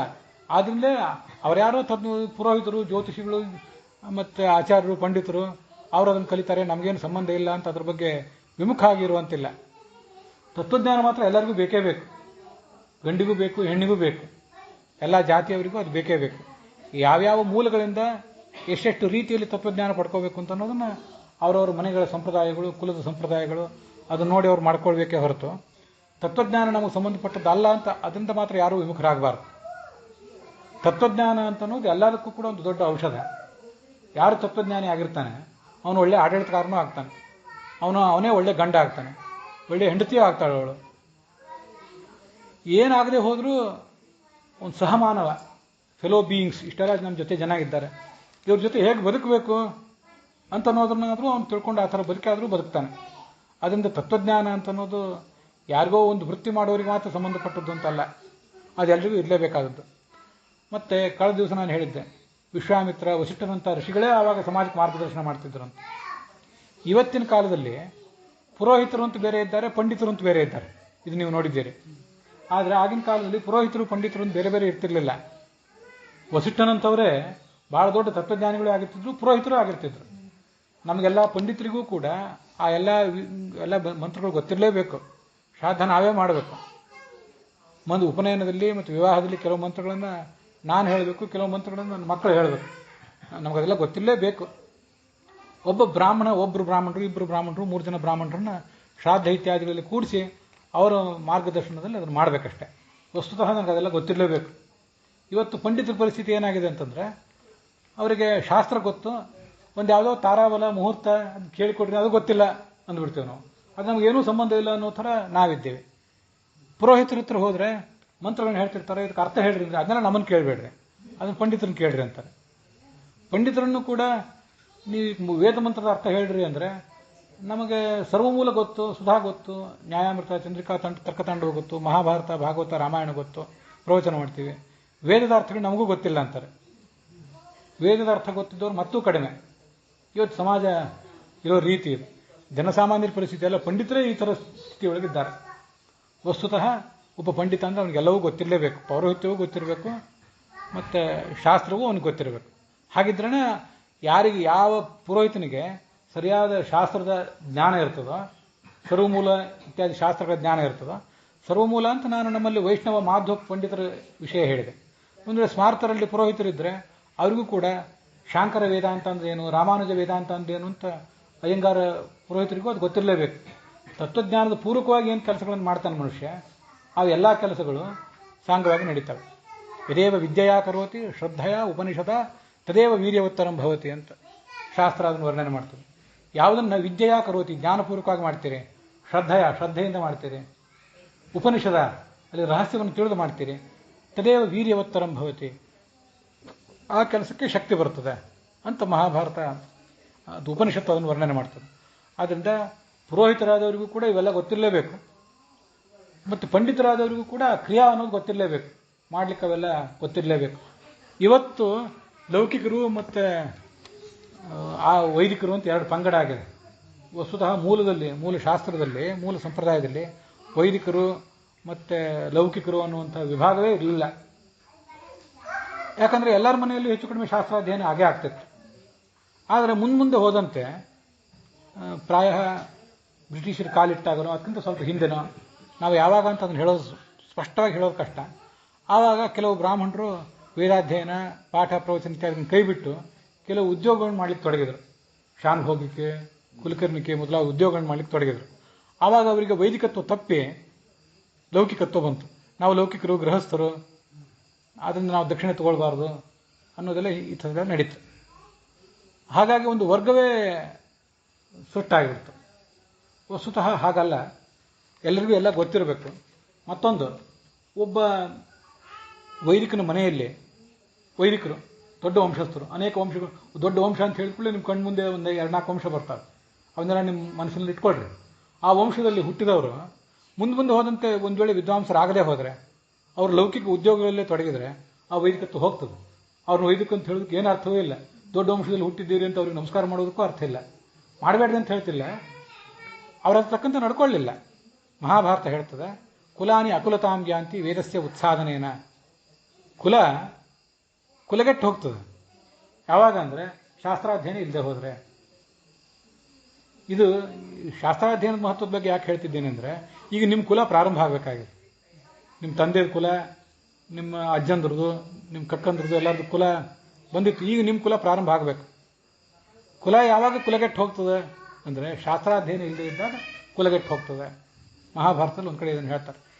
ಮತ್ತೊಂದು ಕಡೆ ಹೇಳ್ತಾರೆ, ಒಬ್ಬ ರಾಜ ಒಬ್ಬ ಋಷಿಯನ್ನು ಕೇಳ್ತಾನೆ, ಬ್ರಾಹ್ಮಣ್ಯಮ್ಮೆ ಕುಲಸ್ಯಾಸ್ತು ಭಗವನ್ ಏಷಮೇ ವರಹ. ನನಗೊಂದು ನೀವೇನಾದ್ರು ವರ ಕೊಡುವುದಿದ್ರೆ ನನ್ನ ಕುಲಕ್ಕೆ ಬ್ರಾಹ್ಮಣತ್ವ ಬರಲಿ ಅಂತ ರಾಜ ಕೇಳ್ತಾನೆ. ಅಲ್ಲಿ ರಾಜ ಕೇಳುವುದಂದ್ರೂ ಅದಕ್ಕೇನು ಬಹಳ ಆ ಜಾತಿ ಹೋಗಿ ಇನ್ನೊಂದು ಜಾತಿ ಬರಬೇಕು ಅದೆಲ್ಲ ತಾತ್ಪರ್ಯ ಅಲ್ಲ. ಜ್ಞಾನಿಯಾದ ಮಕ್ಕಳು ನನ್ನ ವಂಶದಲ್ಲಿ ಹುಟ್ಟಲಿ ಅಂತ ಕೇಳ್ಕೊಳ್ಳೋದು. ಅದಕ್ಕಾಗಿ ನಾವು ಕೂಡ ನಮ್ಮ ಕುಲಗೆಟ್ಟು ಯಾವಾಗ ಹೋಗ್ತದೆ, ಯಾವಾಗ ಹಾಳಾಗಿ ಹೋಗ್ತದೆ ಅಂದರೆ ಶಾಸ್ತ್ರಾಧ್ಯಯನ ಇಲ್ಲದೆ ಇದ್ದಾಗ. ಶಾಸ್ತ್ರಾಧ್ಯಯನ ಇದ್ದರೆ ಒಂದು ವಂಶ ಅಂತ ತಿಳ್ಕೊಳ್ರಿ, ಯಾವುದೋ ಒಂದು ಕುಲಕರ್ಣಿ ವಂಶವೋ ದೇಶಪಾಂಡೆ ವಂಶವೋ, ಇದನ್ನೇ ಅಲ್ಲ ನಾವು ಲೌಕಿಕ ವಂಶ ಅಂತ ಹೇಳೋದು. ಆ ವಂಶದಲ್ಲಿ ಒಬ್ಬ ವಿದ್ವಾಂಸ ಹುಟ್ಟಿದ ಅಂದರೆ ಅದು ಲೌಕಿಕತ್ವ ಕಳ್ಕೊಂಡು ವೈದಿಕತ್ವ ಪಡ್ಕೊಂಡು ಬಿಡ್ತು ಅಂತಲೇ ಅರ್ಥ. ಆ ವಂಶಕ್ಕೆಲ್ಲ ಮಾನ್ಯತೆ ಕೊಡಲೇಬೇಕು, ಆ ವ್ಯಕ್ತಿಗಾದರೂ ಕೊಡಲೇಬೇಕು. ಶಾಸ್ತ್ರದ ಜ್ಞಾನ ಏನಿದೆ ಅದು ಎಲ್ಲ ಪಾಪಗಳನ್ನು ತೊಳೆದು ಸ್ವಚ್ಛ ಮಾಡಿಬಿಡ್ತದೆ. ಅವನಿಗಿರುವ ಏನೋ ಒಂದು ಕೆಳಗಿನ ಸ್ಥಾನ ಅದನ್ನೆಲ್ಲ ತೊಳೆದು ಹಾಕ್ತದೆ. ಅದರಂತೆಯೇ ದೊಡ್ಡ ವಂಶ, ಹೌದು ಹಿಂದಿನ ವಂಶದಲ್ಲಿ ಬೇಕಾದ ಸ್ವಾಮಿಗಳಾದರು, ಸನ್ಯಾಸಿಗಳಾದರು, ಪಂಡಿತರು ಆದರು, ನೀವೇನು ಮಾಡಿದರೆ? ನೀವೇನು ಮಾಡಿಲ್ಲದೆ ಹೋದರೆ ಅವಾಗ ನಿಮ್ಗೆ ಅದು ಉಳಿಯೋದಿಲ್ಲ, ಆ ವೈದಿಕತ್ವ ಅನ್ನೋದು ಉಳಿಯೋದಿಲ್ಲ. ಸುಮ್ಮನೆ ಆ ನಾಮ ಇಟ್ಕೊಳ್ಳೋದು ಬದುಕೋದಕ್ಕೆ ಅರ್ಥ ಇಲ್ಲ. ಅಗ್ನಿಹೋತ್ರಗಳಿದ್ದಾರೆ, ಸೋಮಯಾಜಿಗಳಿದ್ದಾರೆ ಸಮಾಜದಲ್ಲಿ. ಅಗ್ನಿಹೋತ್ರ ಅಂದರೆ ಏನಂತೂ ಗೊತ್ತಿಲ್ಲ, ಸೋಮಯಾಜಿ ಅಂದರೆ ಏನಂತೂ ಗೊತ್ತಿಲ್ಲ. ಹಾಗೆ ಬದುಕೋದಕ್ಕೇನು ಅರ್ಥ ಇಲ್ಲ. ಆದ್ದರಿಂದ ಆ ಶಾಸ್ತ್ರದ ಜ್ಞಾನವನ್ನು, ಆಳವಾದಂಥ ಜ್ಞಾನವನ್ನು ಎಲ್ಲರೂ ಗಳಿಸಲೇಬೇಕು. ಇದು ಆ ಸ್ತ್ರೀಗೆ ಹಾಗೊಂದು ಜವಾಬ್ದಾರಿ ಇರ್ತದೆ. ತನ್ನ ಕೈ ಹಿಡಿದ ಗಂಡನ ಮನೆತನ ಹಾಗೆ ತನ್ನ ತಾಯಿ ಮನೆತನ ಅದೆರಡನ್ನೂ ಅವಳು ಬೆಳಗಬೇಕಾಗ್ತದೆ. ಆ ಬೆಳಗಬೇಕಾದ್ರೆ ಬೆಳಗುವುದು ಅಂದ್ರೆ ಏನು? ಜ್ಞಾನದ ಮೂಲಕ ಬೆಳಗುವುದು, ಆಚಾರದ ಮೂಲಕ ಬೆಳಗುವುದು, ವಿಚಾರದ ಮೂಲಕ ಬೆಳಗುವುದು. ಅದಕ್ಕೆ ಬೇಕಾದಂಥ ಜ್ಞಾನವನ್ನು ಅವಳೇ ಗಳಿಸಬೇಕು. ನಿಮಗೆ ಇದೆಲ್ಲ ಗೊತ್ತು. ಈ ಹಿಂದೆ ಒಂದು 10-15 ವರ್ಷದ ಹಿಂದೆ ಕೂಡ ಇಷ್ಟು ತಾಂತ್ರಿಕ ಅನುಕೂಲ ಇರಲಿಲ್ಲ ಅಧ್ಯಯನ ಮಾಡಲಿಕ್ಕೆ, ಶ್ರವಣ ಮಾಡಲಿಕ್ಕೆಲ್ಲ. ಇವತ್ತು ಅಧ್ಯಯನ ಮಾಡಲಿಕ್ಕೆ, ಶ್ರವಣ ಮಾಡಲಿಕ್ಕೆ ಬೇಕಾದಷ್ಟು ತಾಂತ್ರಿಕ ಅನುಕೂಲಗಳಿವೆ. ಆದ್ದರಿಂದ ಆ ಅನುಕೂಲಗಳನ್ನು ಉಪಯೋಗ ಮಾಡಿಕೊಂಡು ಜ್ಞಾನವನ್ನು ಗಳಿಸಬೇಕು, ನಮ್ಮ ಆಚಾರ ವಿಚಾರಗಳನ್ನು ತಿದ್ದುಕೊಳ್ಬೇಕು. ಹಾಗಂತಂದಾಗ ಹೊರಗಿನ ಎಲ್ಲ ಲಾಂಛನಗಳಿಗೆ ಅತಿಯಾದ ಬೆಲೆ ಕೊಡಬೇಕು ಅಂತ ಏನು ಅರ್ಥ ಅಲ್ಲ. ಲಾಂಛನಗಳು ಬೇಕೇ ಬೇಕು.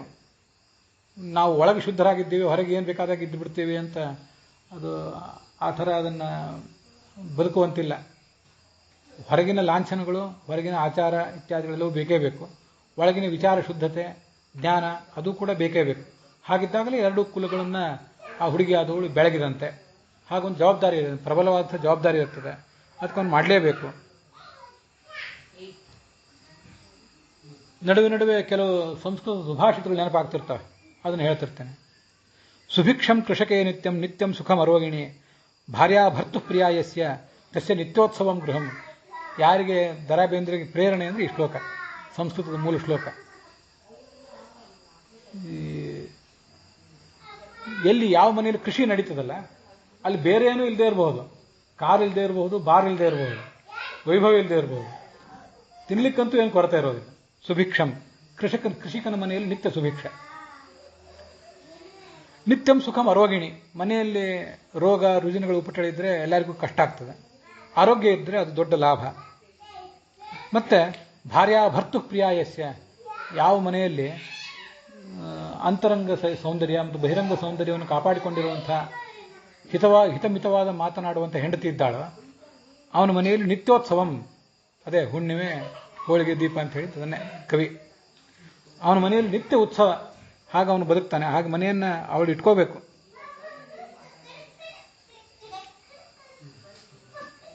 ಈ ಜಗತ್ತಿನಲ್ಲಿ 6 ಸುಖ ಮಹಾಭಾರತ ಹೇಳ್ತದೆ, 6 ಸುಖಗಳಂತ. ಅರ್ಥಾಗಮ, ದುಡ್ಡು ಬರ್ತಿರ್ಬೇಕು. ನಿತ್ಯಂ ಅರೋಗಿತ, ಯಾವುದೇ ರೋಗ ರುಜಿನಗಳ ಉಪಟಳ ಇರಬಾರ್ದು. ಪ್ರಿಯಾಚ ಭಾರ್ಯ ಪ್ರಿಯವಾದನಿಕ, ಅವಳು ಗಂಡನಿಗೆ ಹೆಂಡತಿಗೆ ಪರಸ್ಪರ ಪ್ರೀತಿ ಇರಬೇಕು. ಅವಳು ಒಳ್ಳೆ ಮಾತನಾಡುವಂಥವಳು ಇರಬೇಕು. ವಶ್ಯಶ್ಚ ಪುತ್ರ, ನಾವು ಹೇಳಿದಂತೆ ಕೇಳುವ ಮಕ್ಕಳಿರಬೇಕು. ಅರ್ಥಕರೀಚ ವಿದ್ಯಾ, ನಮ್ಮಲ್ಲಿ ವಿದ್ಯಾ ಇದೆ, ಆ ಗಳಿಸಿದ ವಿದ್ಯೆಯಿಂದ ನಾವು ವಿಕಾಸ ದುಡ್ಡು ಬರ್ತದೆ. ಹೀಗಿದ್ರೆ ಇವು ಜಗತ್ತಿನಲ್ಲಿ 6 ಸುಖಗಳು ಅಂತ. ಷಜ್ಜೀವಲೋ ಶ್ಲೋಕಸ್ಯ ಸುಖಾನಿ ರಾಜನ್ ಅಂತ ಹೀಗೊಂದು ವರ್ಣನೆ ಮಾಡ್ತಾರೆ.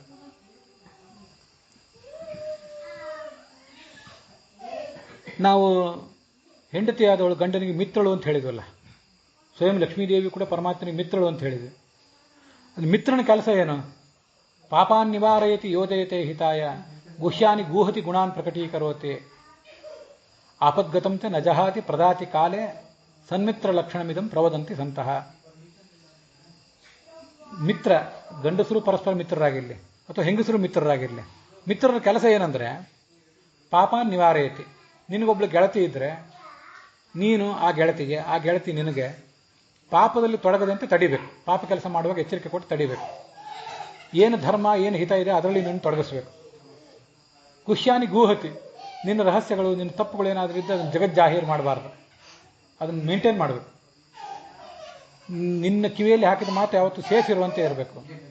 ಗುಣಾನ್ ಪ್ರಕಟೀಕರೋತಿ, ನಿನ್ನಲ್ಲಿರುವ ಗುಣ ನಿನ್ನ ಸಾಮರ್ಥ್ಯ ಹಿಡ್ಕೊಂಡು ಅವಳು ಪುಟ ಕೊಡಬೇಕು, ಅದನ್ನು ಬೆಳಕಿಗೆ ತರಬೇಕು. ನಿನ್ನ ಗೆಳೆಯ ಅಥವಾ ಗೆಳತಿ ಆಪದ್ಗತಂತ ನಜಹಾತಿ ದದಾತಿ ಕಾಲೇ, ನಿನಗೆ ಆಪತ್ತು ಬಂದಾಗ ನಿನ್ನ ಕೈ ಬಿಡಬಾರ್ದು. ಮತ್ತೆ ನಿನಗೇನಾದ್ರು ಪ್ರಸಂಗ ಬಂದಾಗ ಏನಾದ್ರು ಕೊಟ್ಟು ನಿನ್ನನ್ನು ಕಾಪಾಡಬೇಕು. ಇದು ಮಿತ್ರನ ಕೆಲಸ. ಹೆಂಡತಿಯೂ ಕೂಡ ಗಂಡನಿಗೆ ಮಿತ್ರಳು ಅಂತಂದ್ರೆ ಈ ಎಲ್ಲ ಲಕ್ಷಣಗಳನ್ನು ಅವಳು ರೂಢಿಸ್ಕೋಬೇಕು.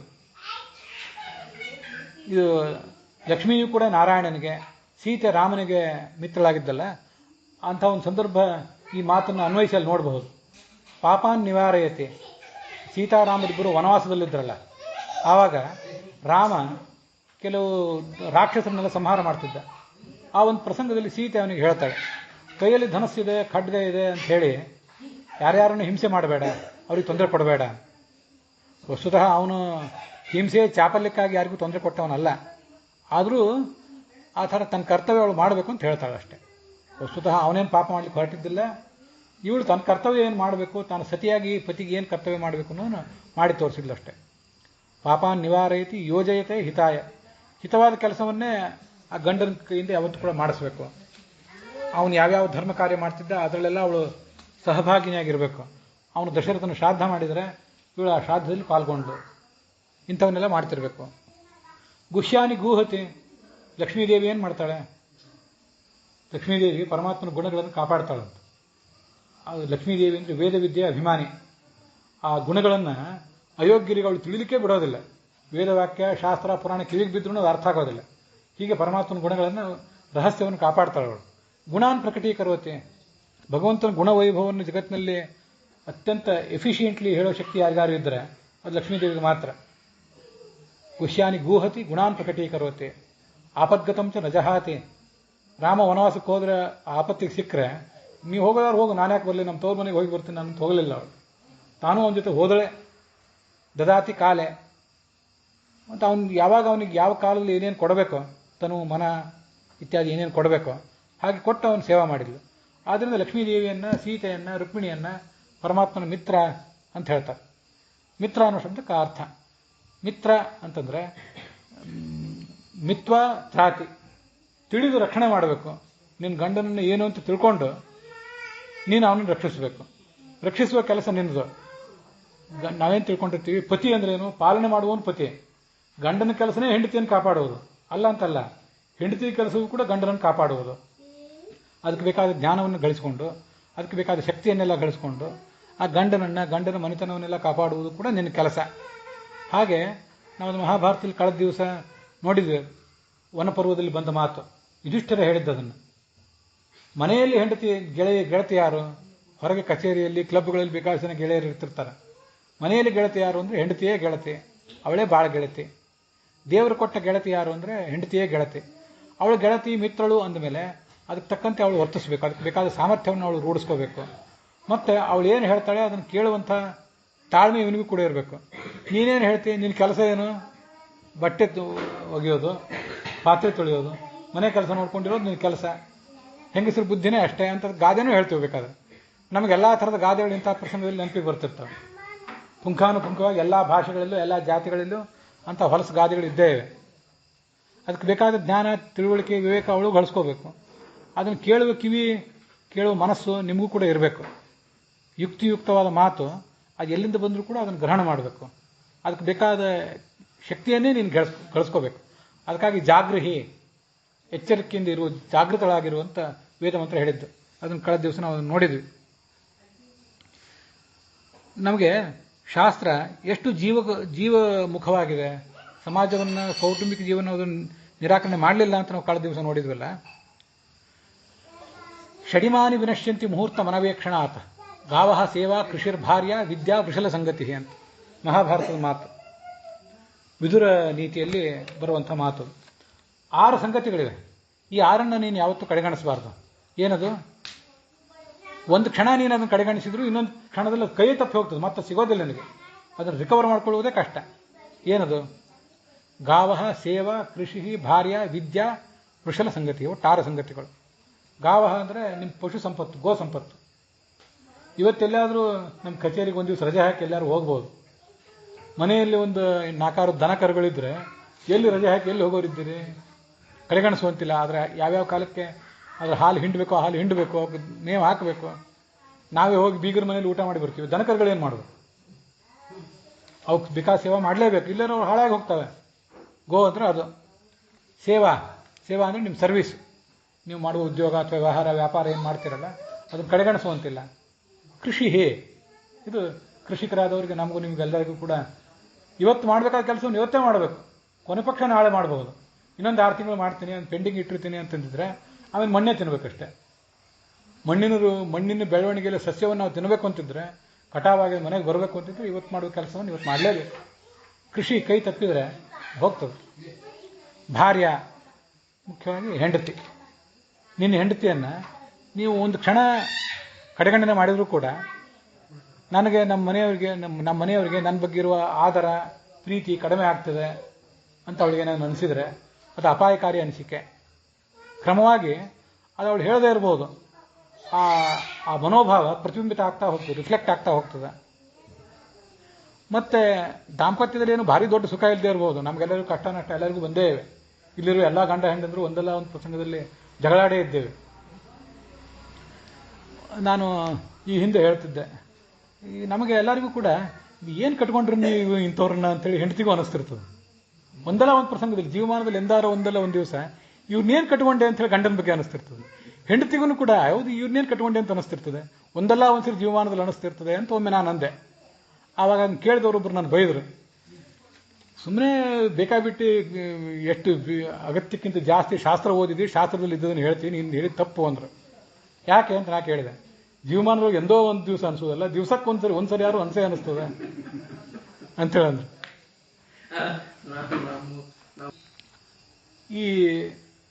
ಈ ಸಾರ್ವಜನಿಕ ಜೀವನದಲ್ಲಿ ಅನೇಕ ಜನ ಹೆಂಗಸರು, ಗಂಡಸರು, ವಯಸ್ಸಿನ ಕಿರಿಯರು, ಹಿರಿಯರು ಎಲ್ಲರನ್ನೂ ಮಾತಾಡಿಸೋ ಪ್ರಸಂಗ ಬಂದಿದೆ. ಒಬ್ಬರು ತಮ್ಮ ಹೆಂಡತಿ ಬಗ್ಗೆ ಹೇಳ್ತಿದ್ರು. ಅವ್ರ ಹೆಂಡತಿ ಹೇಳ್ತಾರೆ, ಈ 7 ಜನ್ಮದಲ್ಲೂ ನೀವೇ ಗಂಡ ಆಗಬೇಕು, ಅದ್ರ ಬಗ್ಗೆ ಏನು ವಿವಾದ ಇಲ್ಲ. ಆದರೆ ಈ ನಿಮ್ಮ ಸ್ವಭಾವ ಮಾತ್ರ ಹಿಂಗಿರುವಂಗಿಲ್ಲ. ಸ್ವಭಾವ ಬದಲಾಗಬೇಕು, ನೀವೇ ಗಂಡ ಆಗಬೇಕು. ಹಂಗಂದ್ರೆ ಗಂಡನೇ ಬದಲಾಗಬೇಕು ಅಂದಂಗೆ. ಅದೇನೇ ಇರಲಿ. ಮತ್ತೊಂದು ವಿಷಯ, ಯಾವತ್ತೂ ಕೂಡ ಇದು 7 ಜನ್ಮದ ಅನುಬಂಧ ಅಂತ ಸುಮ್ಮನೆ ಹಾಡ್ಬೋದಷ್ಟೇ, ಹಾಗಿರೋದಿಲ್ಲ. ಶಾಸ್ತ್ರ ಹಾಗಿಲ್ಲ. ಯಾವರು ದೇವತೆಗಳಿದ್ದಾರಲ್ಲ ಅವರಿಗೆ ನಿಯತ ಪತಿ ಪತ್ನಿಗಳು ಅಂತಿರ್ತಾರೆ. ಮನುಷ್ಯರಿಗೆ ನಿಯತ ಪತಿ ಪತ್ನಿಗಳು ಅಂತ ಇರೋದಿಲ್ಲ. ಈ ಜನ್ಮಕ್ಕೊಂದು ಗಂಡ, ಒಂದು ಹೆಂಡತಿ, ಮುಂದಿನ ಜನ್ಮಕ್ಕೆ ಮತ್ತೊಂದು, ತಂದೆ ತಾಯಂದ್ರೆಲ್ಲರೂ ಬದಲಾಗ್ತಿರ್ತಾರೆ. ಆ ಭ್ರಮೆಗಳನ್ನು ಇಟ್ಕೊಂಡು ಬದುಕೋದು ಬೇಡ. ಈಗಿದ್ದಾಗ ಏನು ವಂಚನೆ ಇಲ್ದೇ ಧರ್ಮ ಅರ್ಥ ಕಾಮಗಿರ್ತಕ್ಕಂತೆ ಆ ರೀತಿ ಶುದ್ಧ ಮನಸ್ಸಿನಿಂದ ಬದುಕಬೇಕು. ನಮಗೇನು ಜಗಳ ಆಗಿಲ್ಲ ಅಂತಲ್ಲ, ಎಲ್ಲರೂ ಜಗಳ ಆಡೇ ಇದ್ದೇವೆ. ಆದರೂ ಒಂದು ದಾಂಪತ್ಯ, ಒಂದು ಸವಿ, ಒಂದು ಅನುಭವಿಸಿದ್ದೇವೆ. ಕೃಷ್ಣ ರುಕ್ಮಿಣಿ ಜಗಳ ಆಡಲಿಲ್ಲೇನೋ, ರಾಮ ಸೀತೆ ಜಗಳ ಆಡಲಿಲ್ಲೇನೋ, ಅಷ್ಟೆಲ್ಲ ಜಗಳ ಆಡಿ ನೀವು ಎಲ್ಲರೂ ಹೋಗ್ತಿದ್ರು ಹೋಗೋ, ನನಗೆ ನಿನ್ನೇನು ಆಗಬೇಕಾಗಿಲ್ಲ ಅಂತ ಕೃಷ್ಣನ ರುಕ್ಮಿಣಿಗೂ ಹೇಳಿದ್ದೆ. ಅದಾದ್ಮೇಲೆ ಅವಳು ಅಯ್ಯೋ ನನ್ನ ಗಂಡ ನನ್ನ ಕೈ ಬಿಡ್ತಾನೆ ಅಂತ ಹೆದರಿ ದಪ್ಪು ಅಂತ ನೆಲದ ಮೇಲೆ ಬಿದ್ದಿದ್ಲು. ಇವನು ಕೃಷ್ಣ ಅವಳನ್ನು ಎತ್ತಿದ. ಹೇಗೆ ಎತ್ತಿದ ಅಂದರೆ, ಭಾಗವತ ಹೇಳ್ತದೆ, 4 ಕೈಯಿಂದ ಎತ್ತಿದ್ನಂತೆ. ಹೆಂಡತಿ ಆಪತ್ತಿಗೊಳಗಾದಾಗ, ತೊಂದರೆಗೊಳಗಾದ, ದುಃಖಕ್ಕೊಳಗಾದಾಗ ನಿನಗೆ 2 ಕೈ ಅಲ್ಲ, ನಿನಗಿರೋದು 2 ಕೈ. ಆದರೆ ನೀನು ಅವಳನ್ನು ಎತ್ತಿ ಹಿಡಿದಾಗ ನನ್ನ ಗಂಡ ನನ್ನನ್ನು 4 ಕೈಯಿಂದ 6 ಕೈಯಿಂದ ಎತ್ತಿ ಹಿಡಿದಿದ್ದಾನೆ ಅನ್ನೋ ಭಾವನೆ ಅವಳಿಗೆ ಬರುವಂತೆ ನಡ್ಕೋಬೇಕು. ಕೈ 2 ಇರ್ತವೆ, ಅದು ಅವಳಿಗೂ ಗೊತ್ತು, ನಿನಗೂ 2 ಕೈ ಇರ್ತವೆ, ಅವನಿಗೂ ಗೊತ್ತು. ಆದರೆ ಮನೋಭಾವ ದ್ವಿಗುಣ ಆಗ್ಬೋದಲ್ಲ. ಮನೋಭಾವ 4 ಆಗ್ಬೋದು, 6 ಆಗ್ಬೋದು. ಹಾಗೆ ಬದುಕ್ರಿ. ಅಯಂ ಹಿ ಪರಮೋ ಲಾಭ ಗೃಹೇಶು ಗೃಹಮೇಧಿನಾಂ ಎನ್ ನರ್ಮೈರ್ನೀಯತೆ ಯಾಮಃ ಪ್ರಿಯಯ ಭೀರುಭಾಮಿನಿ ಅಂತ ಕೃಷ್ಣ ರುಕ್ಮಿಣಿಗೆ ಹೇಳ್ತಾನೆ. ಗೃಹಸ್ಥಾಶ್ರಮಿಗಳಿಗೆ ಇದು ದೊಡ್ಡ ಲಾಭ ಅಂತ, ಸನ್ಯಾಸಿಗಳಿಗೆಲ್ಲ ಅಂತದ್ದು. ಸನ್ಯಾಸಿಗಳಿಗೆ ಬ್ರಹ್ಮಚಾರಿಗಳಿಗಂತೂ ಇನ್ನೂ ಇರೋದೇ ಇಲ್ಲ. ಅಯಂ ಹಿ ಪರಮೋ ಲಾಭ, ದೊಡ್ಡ ಲಾಭ ಏನಂದ್ರೆ, ಒಂದು ಸ್ವಲ್ಪ ಹೊತ್ತು ಯಾವತ್ತೋ ಒಂದು ಹೊತ್ತು ಇಬ್ರು ಕೂಡ ಕಂಡ ಹೆಂಡತಿ ಸ್ವಲ್ಪ ಏನೋ ಜಗಳಾಡಿ ಇಬ್ರು ಪರಸ್ಪರ ಛೇಡಿಸಿ ಬೈಸ್ಕೊಂಡು ಇರ್ತಿರ್ತಾರೆ. ನರ್ಮೈಹಿ, ಹಾಸ್ಯದಿಂದ ಜೀವನ ಕಳೀತದಲ್ಲ, ಅವನು ಏನೋ ಅಂತಾಳೆ ಇವಳು ಏನೋ ಅಂತಾಳೆ, ಮತ್ತಿಬ್ರು ಒಟ್ಟುಗೂಡ್ತಾರೆ. ಗಂಡ ಹೆಂಡತಿ ಜಗಳಾಡಿ ಮತ್ತೆ ಉಂಡಾದ್ಮೇಲೆ ಮತ್ತೆ ಜಗಳ ಮರೆತು ಕೂಡಿರ್ತಾರಲ್ಲ, ಇದು ಹಾಸ್ಯದಿಂದ ಈಗ ಬದುಕಬೇಕು. ಒಬ್ಬರು ನನಗೆ ಹೇಳಿದ್ರು, ಒಬ್ರು ಹಿರಿಯರು, ಆ ಗಂಡನೂ ಇಲ್ಲೇ ಹೆಂಡತಿನೂ ಇಲ್ಲೇ, ಆಚಾರ್ಯ ನಮ್ಮಿಬ್ಬರಿಗೂ ತಾರಾಬಲ ಕೂಡಿ ಬಂದಿರಲಿಲ್ಲ, ಗೃಹ ಮೈತ್ರಿ ಇರಲಿಲ್ಲ ಅಂತ ಕಾಣಿಸ್ತದೆ, ನಾವು ನಿತ್ಯ ಜಗಳಾಡ್ತೇವೆ ಅಂತಂದ್ರು. ನೀವು ಚತುರ್ಮುಖ ಬ್ರಹ್ಮನನ್ನೇ ಬೃಹಸ್ಪತಿಯನ್ನೇ ನಿಮ್ಮ ಗಂಡ ವಧುವರು ಜಾತಕ ನೋಡುವ ಅಂತ ಕರ್ಕೊಂಬಂದು ಜಾತಕ ನೋಡಿಸಿ ಮದುವೆ ಮಾಡ್ಕೊಂಡ್ರು, ನಿಮ್ಮ ಜಗಳ ಏನು ತಪ್ಪೋದಿಲ್ಲ, ನೀವು ಅದನ್ನೇ ಹೇಳಬೇಡ್ರಿ. ಯಾರಿಗೆ ಗೃಹ ಮೈತ್ರಿ ಇರ್ತದೆ, ಎಲ್ಲಿ ತಾರಾಬಲ ಕೂಡಿ ಬಂದಿರ್ತದೆ, 24, 28, 30 ಎಲ್ಲಿ ಕೂಡಿ ಬಂದಿದ್ರು ಜಗಳ ಅನ್ನೋದೆಲ್ಲ ಇದ್ದೇ ಇರ್ತದೆ. ಆದರೆ ಈ ನಮಗೆ ಒಂದು ಸಂಗತಿ ಗೊತ್ತಿರಬೇಕು, ದೇವತೆಗಳಿಗೆ ಸಹಜವಾದ ವೈರಾಗ್ಯ ಇರ್ತದೆ. 1000 ವರ್ಷ ಕಾಲ ಶಿವ ಪಾರ್ವತಿ ಏಕಾಂತದಲ್ಲಿ ಇತ್ತು, ಹೊರಗೆ ಬರಲಿಲ್ಲ ಅವರು. ತಾರಕಾಸುರ ಹುಟ್ಟಬೇಕಾಗಿತ್ತು, ತಾರಕಾಸುರನ ಸಂಹಾರಕನಾಗಿ ಷಣ್ಮುಖ ಹುಟ್ಟಬೇಕಾಗಿತ್ತು. ಈ ಶಿವಪಾರ್ವತಿಯರ ದಾಂಪತ್ಯವೇ ಮುಗಿತಿಲ್ಲ.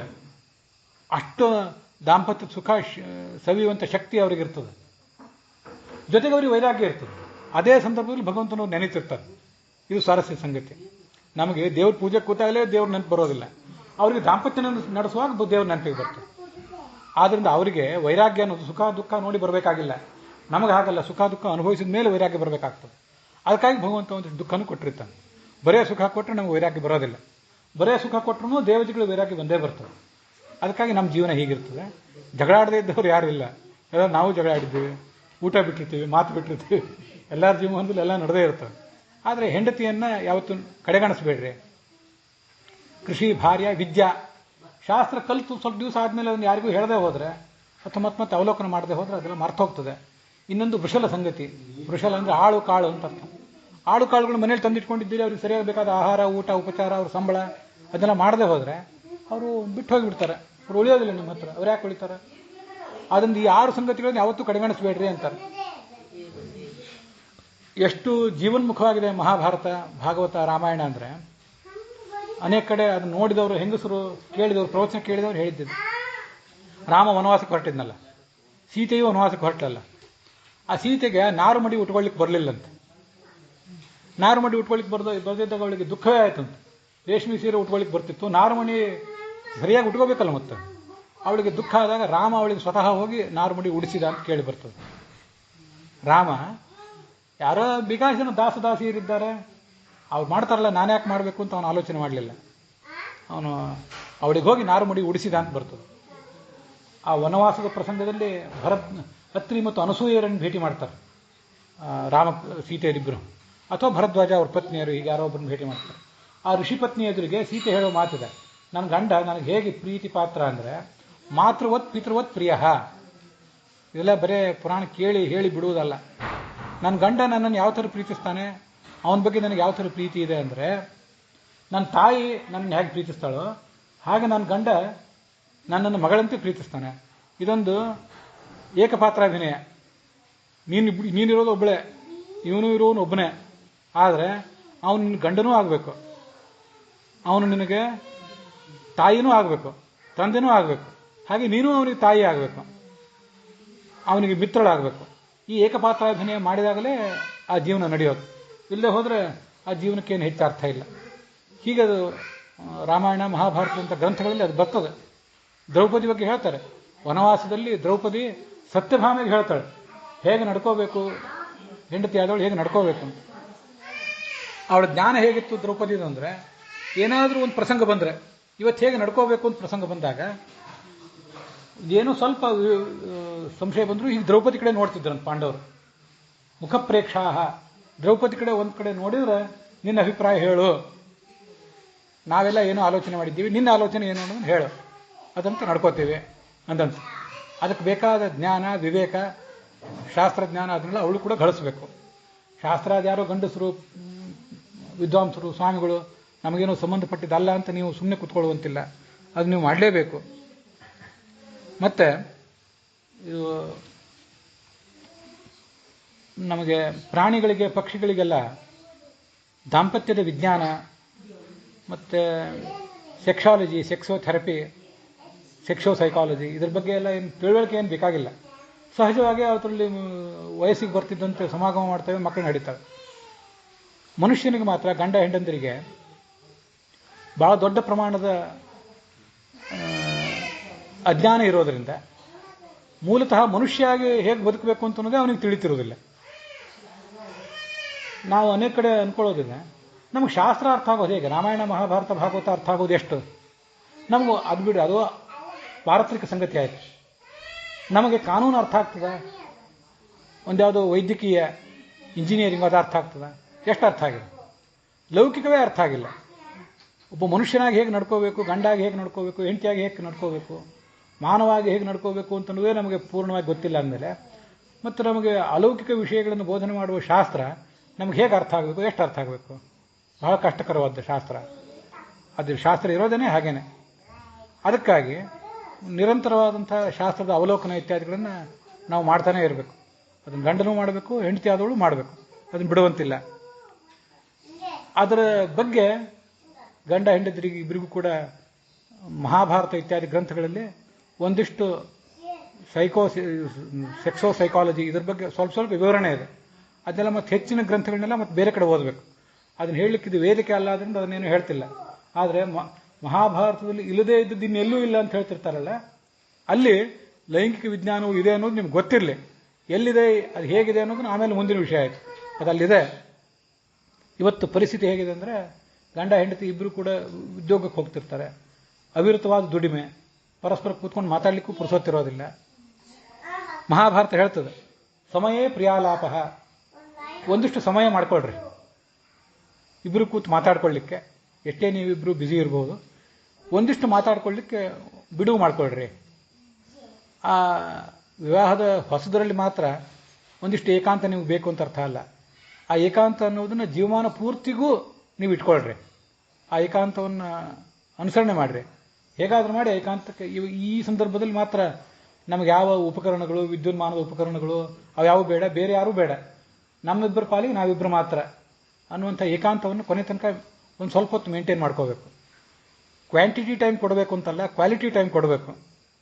ಇದನ್ನೆಲ್ಲ ಹೇಳಲಿಕ್ಕೆ ಚಂದ, ಇದನ್ನು ನೀವು ಮಾಡಿದ್ದೀರೇನು ಅಂತ ನೀವು ನಾನು ಕೇಳಿದರೆ ಮಾಡ್ಲಿಕ್ಕೆ ಪ್ರಯತ್ನ ಪಟ್ಟಿದ್ದೇನೆ.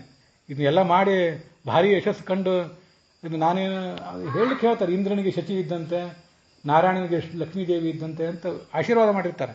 ಹಾಗೆ ನಮ್ಗೆ ಯಾರಿಗೂ ಬದುಕಲಿಕ್ಕೆ ಆಗೋದಿಲ್ಲ. ಆಗದೇ ಇದ್ರೂ ಅಡ್ಡಿ ಇಲ್ಲ, ನಮ್ಮ ಆದರ್ಶ ಹೇಗಿರಬೇಕು ಅಂತ ನಮಗೆ ಗೊತ್ತಿರಬೇಕಷ್ಟೆ. ಹಾಗೆ ಒಂದಿಷ್ಟು ಮಟ್ಟಿಗೆ ಒಂದು ಗುಣಮಟ್ಟದ ಸಮಯ ಗಂಡ ಹೆಂಡಂದರು ಪರಸ್ಪರ ಕೊಡುವುದನ್ನು ಯಾವತ್ತೂ ಕೂಡ ಮರೆಯುವಂತಿಲ್ಲ.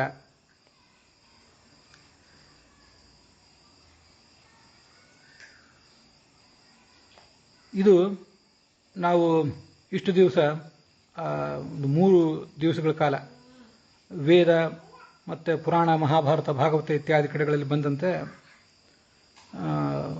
ದಾಂಪತ್ಯ ಜೀವನ ಅಂದರೆ ಏನು, ಅದರ ಮಹತ್ವ ಏನು ಅಂತನ್ನೋದನ್ನೆಲ್ಲ ನಾವು ಪರಸ್ಪರ ಕೇಳಿಕೊಂಡ್ವಿ. ಅನೇಕ ಸರಿ ನೀವು ಕೇಳಿದ್ರಿ, ಹೌದು, ಅಗ್ನಿ ಸಾಕ್ಷಿಯಾಗಿ ಮದುವೆ ಆಗುವಾಗ ಅಗ್ನಿಯಲ್ಲಿ ಅಂತರ್ಗತನಾದ ಪರಶುರಾಮನ ನೆನಪೊಂದು ಅವಾಗ ಬರಬೇಕಾಗಿತ್ತು ಅಂತ ನಾನು ಆವಾಗ ಮುಕ್ತ ಮನಸ್ಸಿನಿಂದ ಹೇಳಿದ್ದೆ. ನಾನು ಮದುವೆ ಮಾಡ್ಕೊಳ್ಳುವಾಗ ನನಗೇನು ಅಗ್ನಿ ಸಾಕ್ಷಿಯಾಗಿ ಮದುವೆ ಮಾಡ್ಕೊಳ್ಳುವಾಗ ಅಗ್ನಿಲಿರೋ ಪರಶುರಾಮನ ನೆನಪೇನು ಬಂದಿರಲಿಲ್ಲ. ಪ್ರವಚನ ಹೇಳುವಾಗ ಎಷ್ಟು ಸುಲಭವಾಗಿ ಬರ್ತದೋ, ಪುಂಖಾನುಪುಂಖವಾಗಿ ಕೋಟ್ ಮಾಡ್ಬೋದು, ಅನಲೈಸ್ ಮಾಡ್ಬೋದು, ಇಂಟರ್ಪ್ರಿಟ್ ಮಾಡ್ಬೋದು, ಎಲ್ಲ ಮಾಡ್ಬೋದು. ನಾವು ವೈಯಕ್ತಿಕವಾಗಿ ಆಚರಣೆ ಮಾಡುವಾಗ ಅಷ್ಟು ಸುಲಭವಾಗಿ ಅವೆಲ್ಲ ಬರೋದಿಲ್ಲ. ಇಲ್ಲೇ ಆದರೂ ಅದನ್ನು ಕಡೆಗಣಿಸುವಂತಿಲ್ಲ. ಗೊತ್ತಿದ್ದರೆ ಅದು ಮತ್ತೊಂದು ಯಾವುದೋ ಸಂದರ್ಭದಲ್ಲಿ ಇನ್ನೊಬ್ರಿಗೆ ಹೇಳಲಿಕ್ಕಾದರೂ ಅನುಕೂಲ ಆಗ್ತದೆ. ಮೊದಲು ಗೊತ್ತಿರಬೇಕು, ಗೊತ್ತಿದ್ದನ್ನು ಆಚರಣೆ ಮಾಡಲಿಕ್ಕೆ ಮತ್ತು ಅದರ ಮುಂದಿಂದು ಹೀಗೆ ತಿಳಿದು ಮಾಡಿದರೆ, ಜ್ಞಾನಪೂರ್ವಕವಾಗಿ ಅರಿತು ಬಾಳಿದರೆ ಅದರಿಂದ ಪರಸ್ಪರ ಲಾಭ. ಮತ್ತು ನಮಗೆ ಕರ್ತವ್ಯ ಹೇಗಿರಬೇಕು ಅಂದರೆ, ಯಥಾ ಸಂಪುಷ್ಪಿತಸ್ಯ ವೃಕ್ಷಸ್ಯ ದೂರಾತ್ ಗಂಧೋವಾತಿ ಏವಂ ಪುಣ್ಯಸ್ಯ ಕರ್ಮಣಃ ಅಂತ ಮಹಾನಾರಾಯಣ ಉಪನಿಷತ್ತು ಹೇಳ್ತದೆ. ನೀವು ಈ ಒಂದು ಮನೆಯಲ್ಲಿ ಧರ್ಮಾಚರಣೆ ನಡೆದಿದೆ, ಇವರು ಸಾತ್ವಿಕರಾಗಿ ಬದುಕಿದ್ದಾರೆ ಅನ್ನೋದನ್ನು ನೀವು ಹೊರಗೆ ಬೋರ್ಡ್ ಹಾಕಿ ಇಟ್ಕೋಬೇಕಾಗಿಲ್ಲ. ವಕೀಲರು ಅಂತ ಹೇಳಿದ್ರೆ ನಿಮ್ಮ ಮನೆಗೆ ವಕೀಲರು ಬರ್ತಾರೆ.